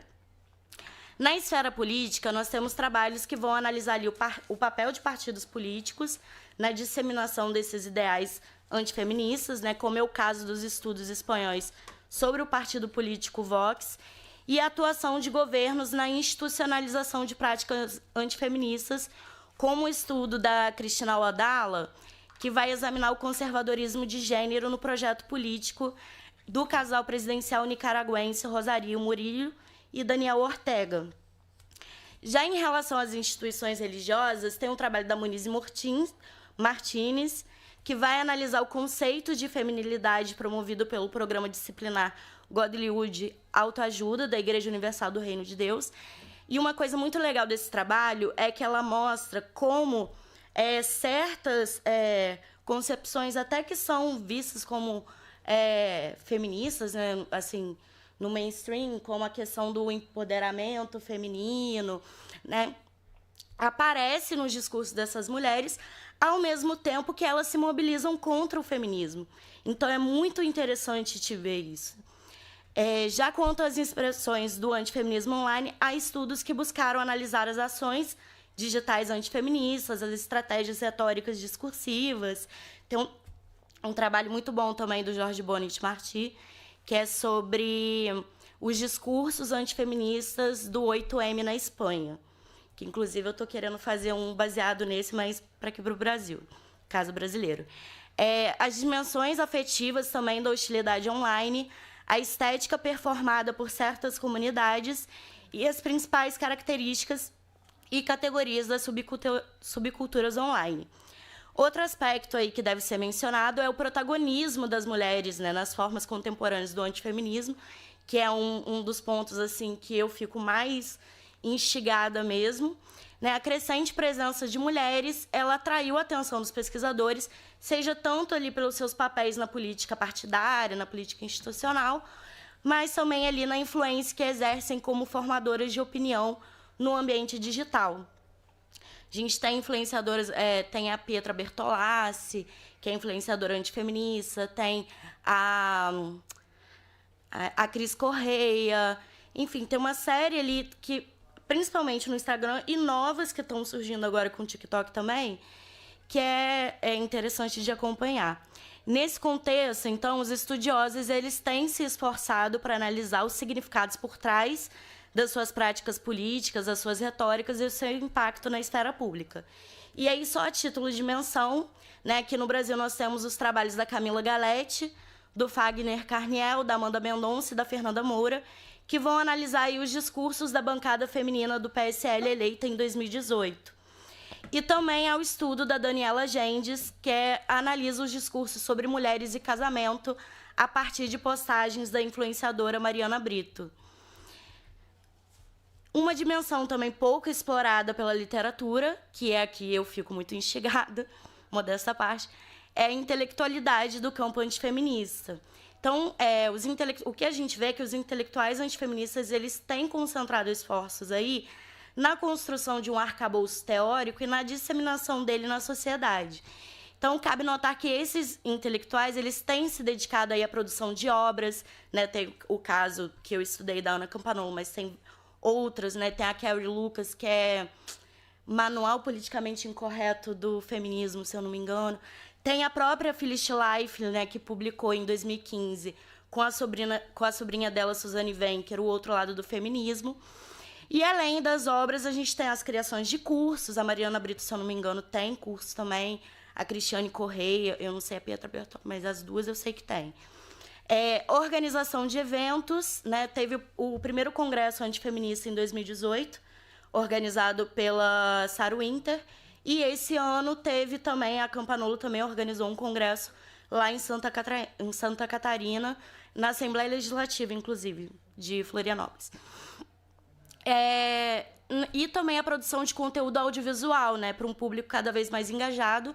E aí o exemplo, assim, é o caso da Brasil Paralelo, que lançou um documentário que é a face oculta do feminismo, que aí tem várias dessas influenciadoras, a Campanolo também participa, e vários outros nomes assim proeminentes do antifeminismo no Brasil. Nesse sentido, né, dois trabalhos que podem ser mencionados é o da Maria Medina Vicente e da Ive Gianoncelli. Né, o da Medina Vicente ela buscou identificar principais lógicas discursivas presentes em duas obras escritas por autores espanhóis, né? A primeira foi escrita por um youtuber e uma antropóloga, enquanto a segunda é uma criação de uma publicitária e militante do partido político Vox. Já a Gianoncelli, ela explorou a reação de mulheres intelectuais conservadoras antifeministas à campanha Me Too no Reino Unido. E agora, para finalizar, não sei, eu estou falando muito rápido? Então tá bom. E aí, só para finalizar minha fala, a gente fazer algumas reflexões, assim, para a gente pensar em pesquisas futuras, em como olhar para o tema do antifeminismo, os objetos, né, que a gente pega para estudar. O primeiro é em relação à heterogeneidade do antifeminismo. Né, eu falei durante a apresentação, mas é um aspecto que eu acho muito bom de a gente enfatizar, porque ao contrário do senso comum, né, que tende a homogeneizar, a colocar todo mundo dentro de uma mesma caixa, o que eu tenho visto, né, e os outros pesquisadores também, é que o antifeminismo ele é composto por diversos circuitos, ideologias e formas de atuação. E o que isso significa? Né? Que internamente há espaços ali para convergências, mas também há disputas em torno de ideias, de formas de se pensar a realidade social. Você tem, por exemplo, Não sei se alguém aqui já ouviu falar das Threadwives. Você já. Que elas performam todo ali um glamour da mulher, do retorno para casa. Ia ser muito interessante. Tem até um documentário da BBC sobre elas. E aí, para ver como isso vai mudando de um circuito para outro, enquanto elas fazem toda essa glamorização, né, da vida doméstica, do voltar para casa, nas obras da Campanolo, por exemplo, eu já vi outro movimento, que era mais de repaginar ideias conservadoras nessas de retorno ao lar para a nossa realidade contemporânea. Então, ela não fala assim, as mulheres têm que ficar em casa, não têm que trabalhar. Ela fala assim, as mulheres, aquelas que têm condições, né, têm ali uma vida familiar financeiramente estável, seria melhor, né, seria mais agradável elas ficarem em casa para não se sobrecarregar, porque a ideia é que o papel central das mulheres... Tá vendo como é que vai? O papel central das mulheres é a maternidade, é o casamento, mas isso, assim, por necessidade, as mulheres podem sim trabalhar, entendeu? Então, como isso não é... Por isso que eu acho legal, quando a gente vai estudar esses grupos, a gente não trazer concepções fechadas já de cara.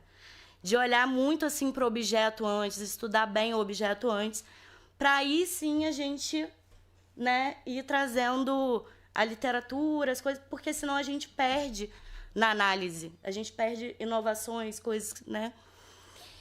Enfim, e o segundo ponto é olhar para o antifeminismo não como estático, né?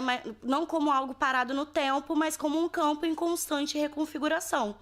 A gente tem a entrada e a saída de atores, há uma reciclagem ali de ideias mais antigas e uma incorporação também de novas ideias e disputas mesmo por protagonismo, né? Por quem vai estar ali, as lideranças do antifeminismo. Então, assim, voltando no exemplo da Sarah Winter, na época do Congresso, ela era uma das principais lideranças do antifeminismo no Brasil. Quando se falava de antifeminismo, né, a Campanolo já, mas a Sarah Winter também.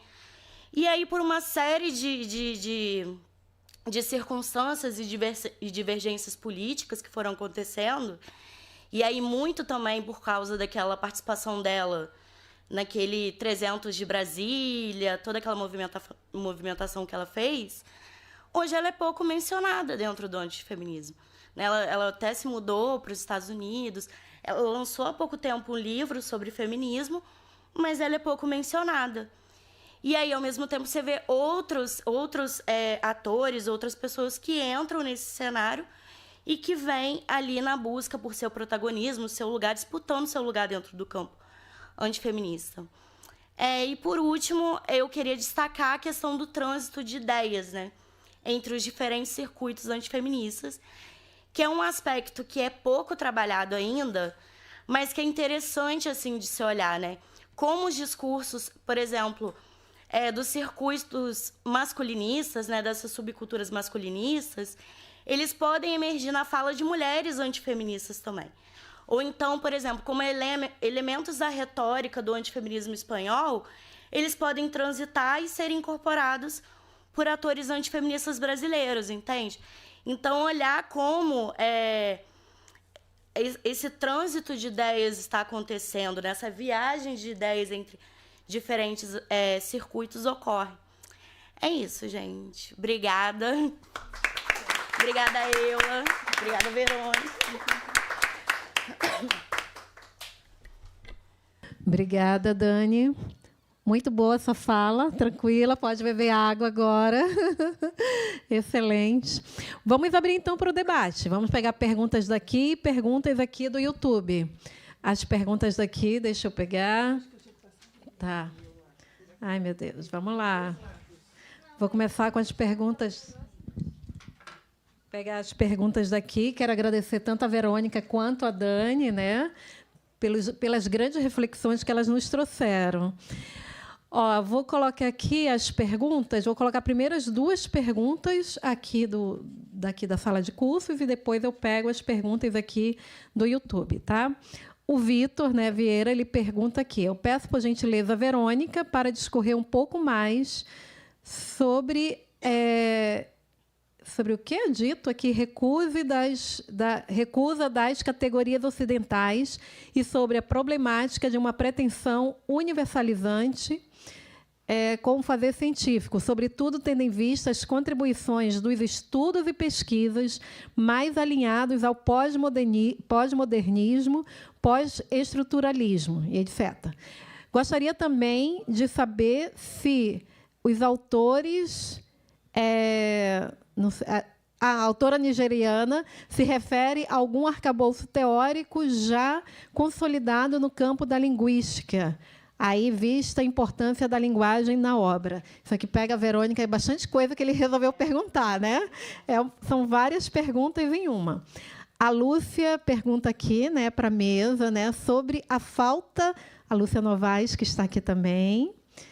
Ela pergunta sobre a falta da reação da sociedade civil ao oligopólio da mídia no Brasil e qual a opinião sobre as razões dessa apatia e falta de posicionamento. E aqui, como se posicionar aos movimentos antifeministas nas lideranças, nas instituições da ciência, certo? Como, por exemplo, a distribuição de bolsas. E, Dani, ela pergunta também se você já observou como se estabelece o antifeminismo nestas correntes na academia. Também são várias perguntas. Vocês dois capricharam, né? Várias perguntas aqui em uma. Deixa eu só pegar aqui a parte que ela pergunta sobre a questão da reação da sociedade civil. Então, vou passar para a Verônica, depois eu respondo, depois eu deixo a Dani responder, que a Dani ainda está respirando um pouquinho, né? Vai, Verônica.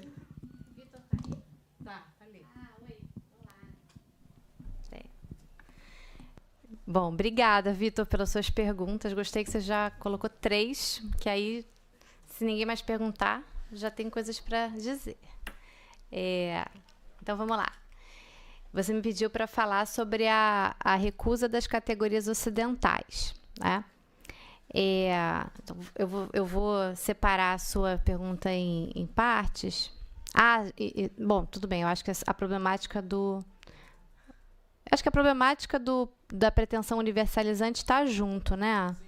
Sim, tá bom. Então, deixa eu falar disso aqui. Então, como é que eu posso colocar isso?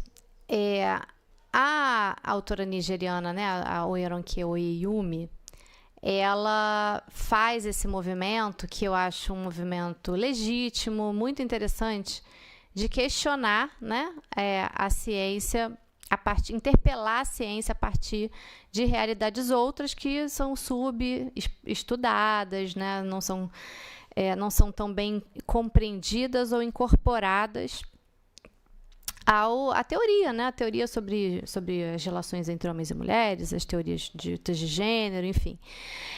Então, eu acho, para começar minha resposta, eu acho que esse movimento é um movimento necessário e legítimo, né?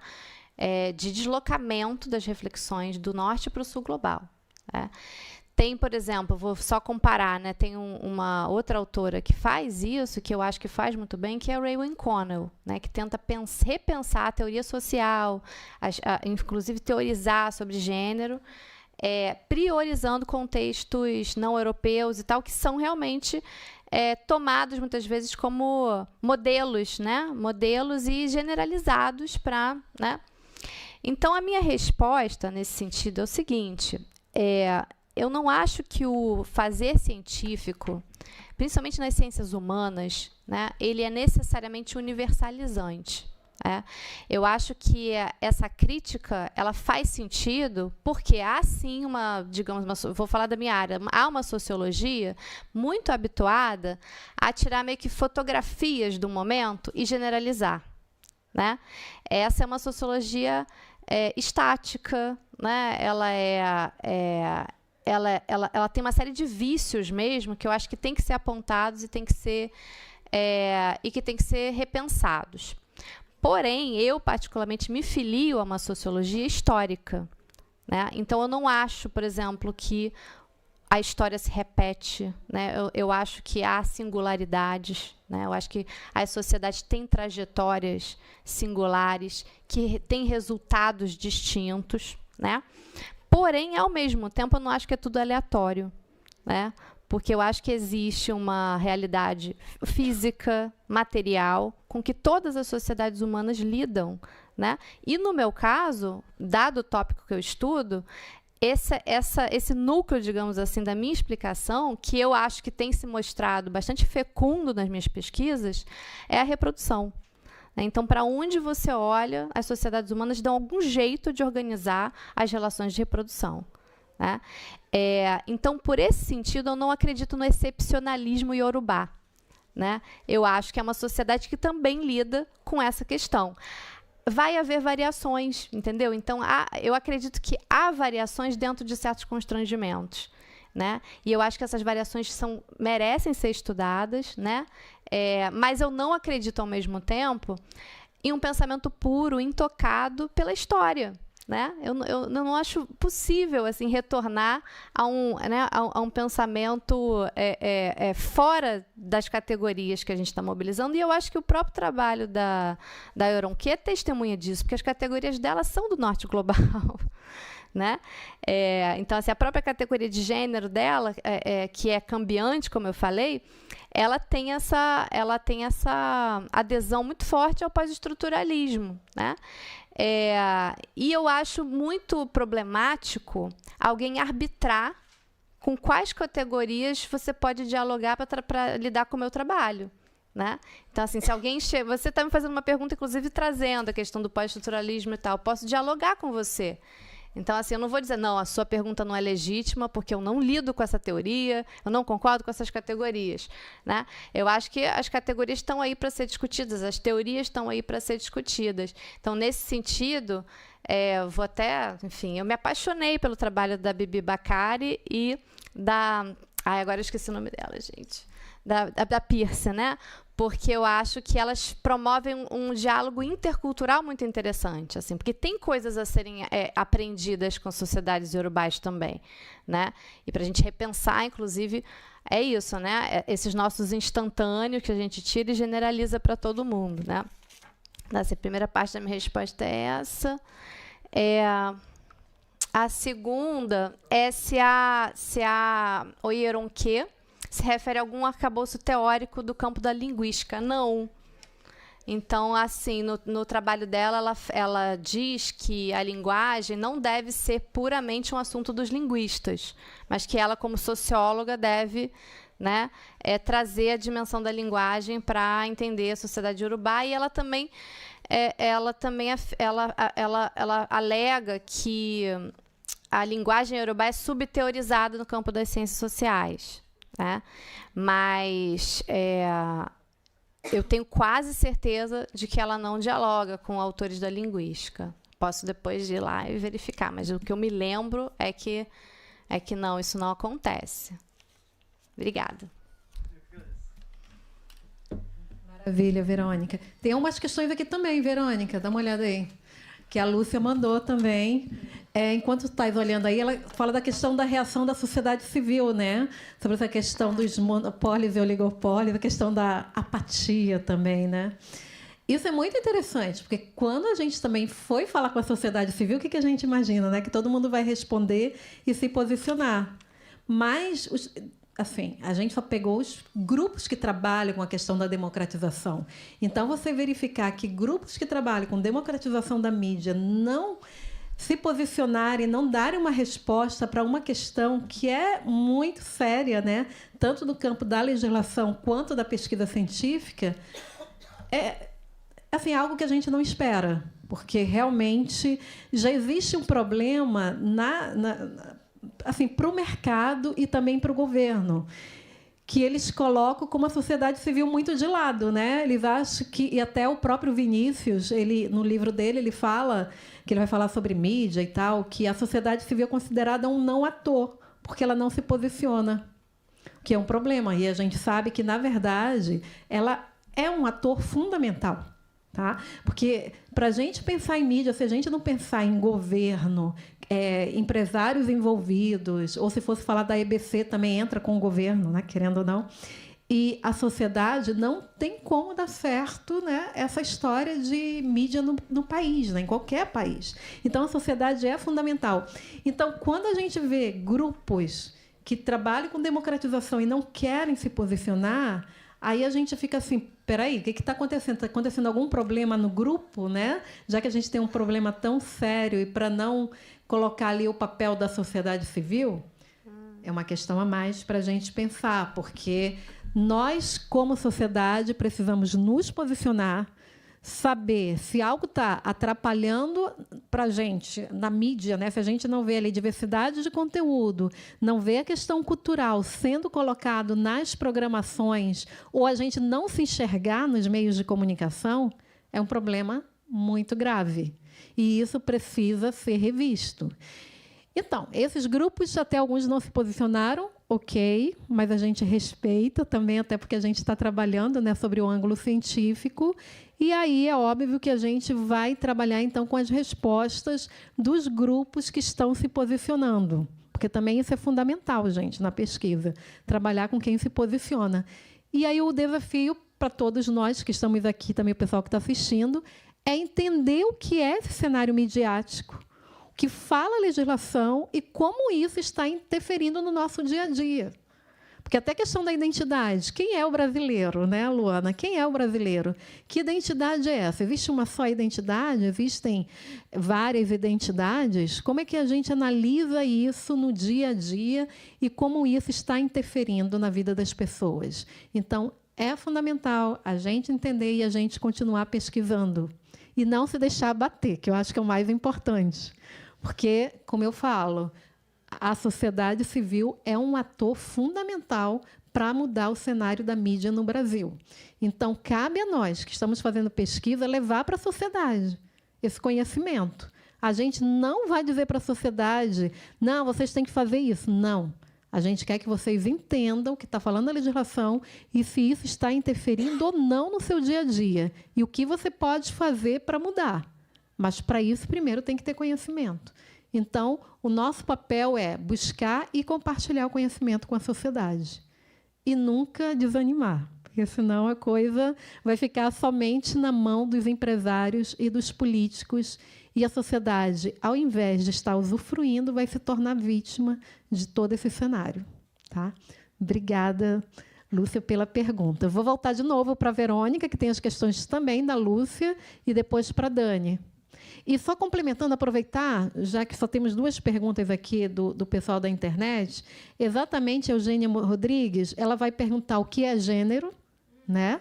E uma outra coisa que ela coloca aqui é a questão dos africanos. Deixa eu pegar aqui, é uma das primeiras perguntas que ela faz, que é exatamente como é que os homens africanos, né, heterossexuais, escolhiam as parceiras antes da colonização. Então, é uma questão que ela coloca também. Aproveitar aí, Verônica. Já que tu estás falando aí, já aproveita e responde aí também essa questão. É porque assim, são várias coisas que ela vai colocando aos poucos, Sim. mas tentando... Eu acho que teve coisas que foram mais comentários dela do que perguntas, né? Exatamente. É. Mas, e aqui no caso da Lúcia, ela perguntou sobre oligopólio da mídia. Mas continua aí por baixo e tem atrás. E para mim tem alguma coisa aqui? Tem. Movimentos antifeministas? Como se posicionar os movimentos antifeministas nas lideranças, nas instituições da ciência, como, por exemplo, a distribuição de bolsas?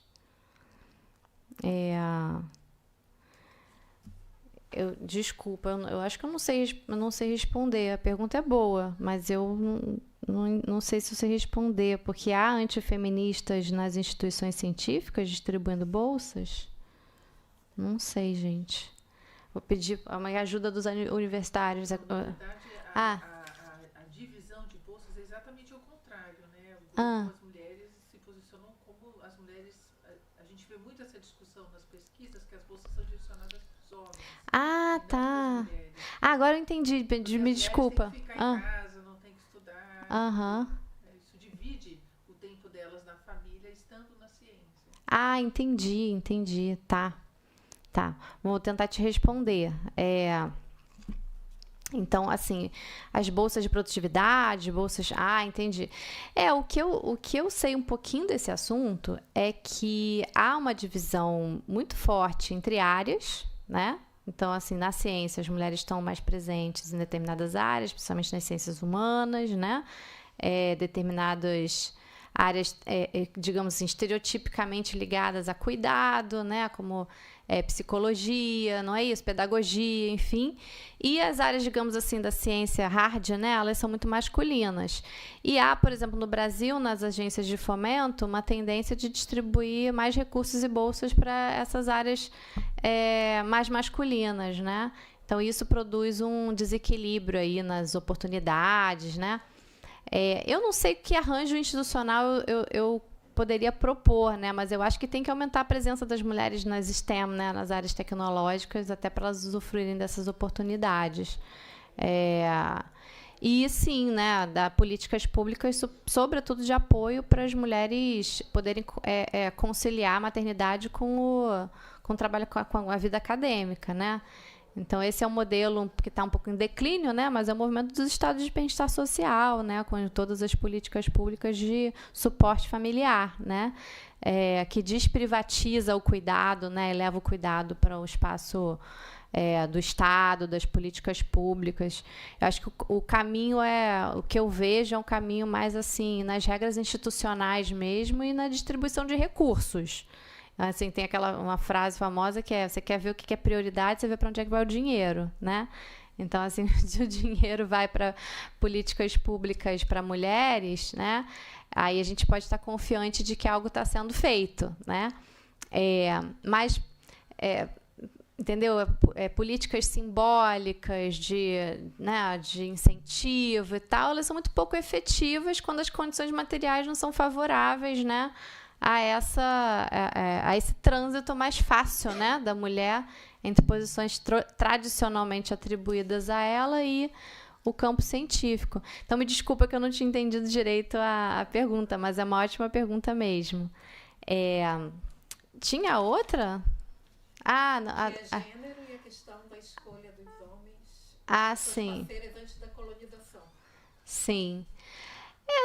Eu acho que o trabalho da Oyeronke, em contraste, né, com o trabalho da Peirce, ele mostra que sociedades que, enfim, eu não vejo muito mistério nisso, né? Acho que são sociedades que, como qualquer sociedade humana, reconhece o dimorfismo sexual humano, né?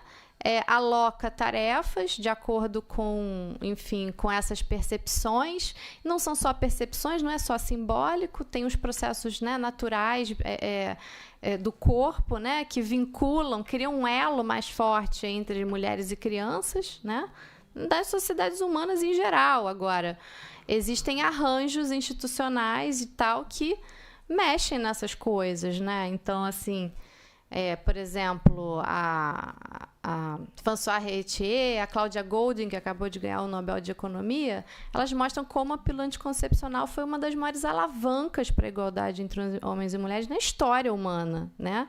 Então, assim, ela está falando aqui de mulheres que viviam em ciclos de gravidezes e partos, né? Extremamente vinculadas à sua função reprodutiva.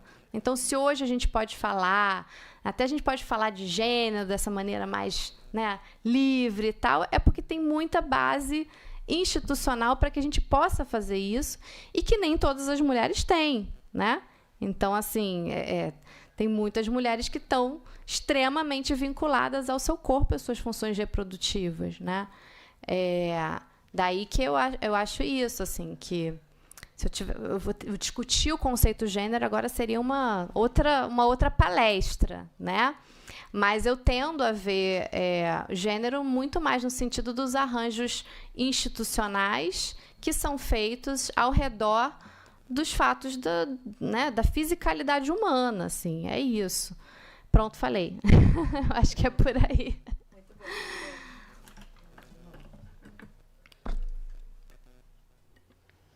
Eu vou tentar te responder, mas assim, você perguntou se eu já observei se estabelece o antifeminismo na academia. Então, sim, Mas, assim, para eu falar, é porque teria que ser entendeu? Um estudo para poder trazer aqui, que, por enquanto, não é a direção que eu estou tendo, assim, dessas intelectuais antifeministas, são pessoas que já saíram da academia e que estão criando seus próprios espaços de saberes.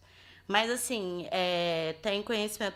Eu até cheguei a citar o caso da antropóloga lá espanhola, que é uma das autoras de um livro antifeminista que foi estudado pela Maria Medina Vicente. Então, assim, sim, essas ideias estão circulando dentro da academia. Mas, assim, eu não tenho muito, assim, o que te falar muito aprofundado, entendeu, em relação a isso.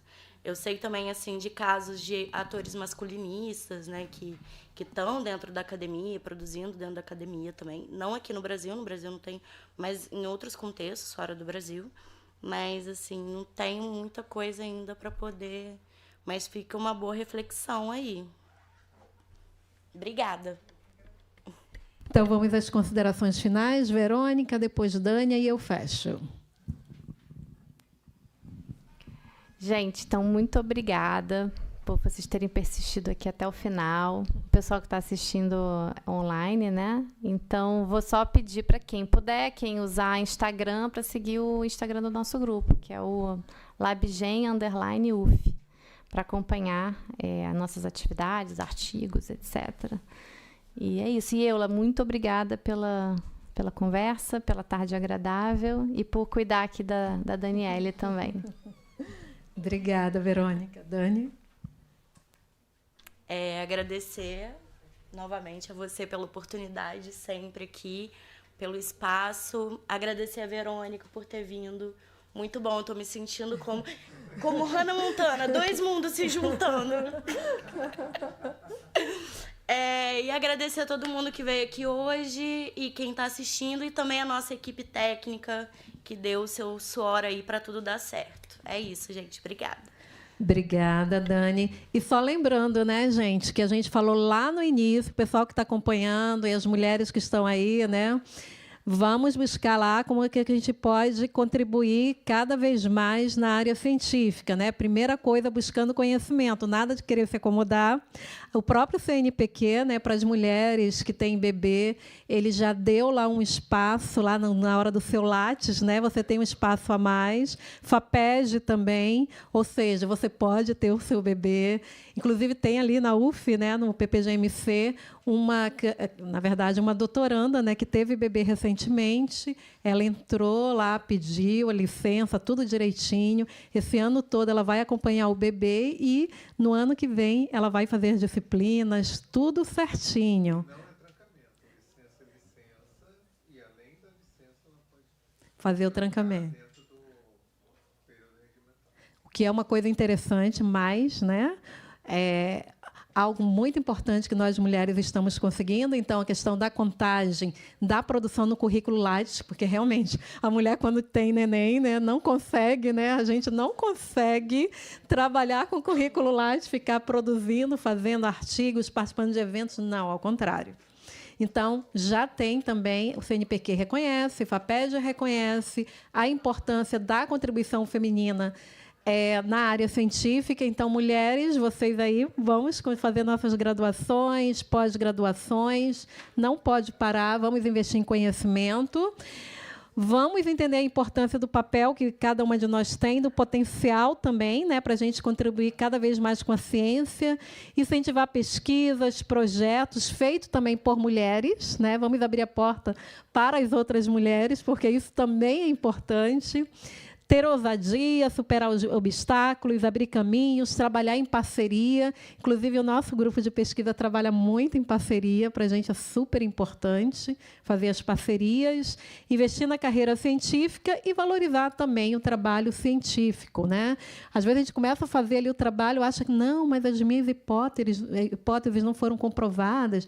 Gente, isso é ciência, né? A gente tem que descobrir onde é que nós estamos chegando e qual é a contribuição para a sociedade. Não podemos nos acomodar. Então, muito obrigada a todas e todas que estão aqui conosco, o pessoal que está aí na internet. por continuar aí conosco até o final. Obrigada, gente. Boa tarde.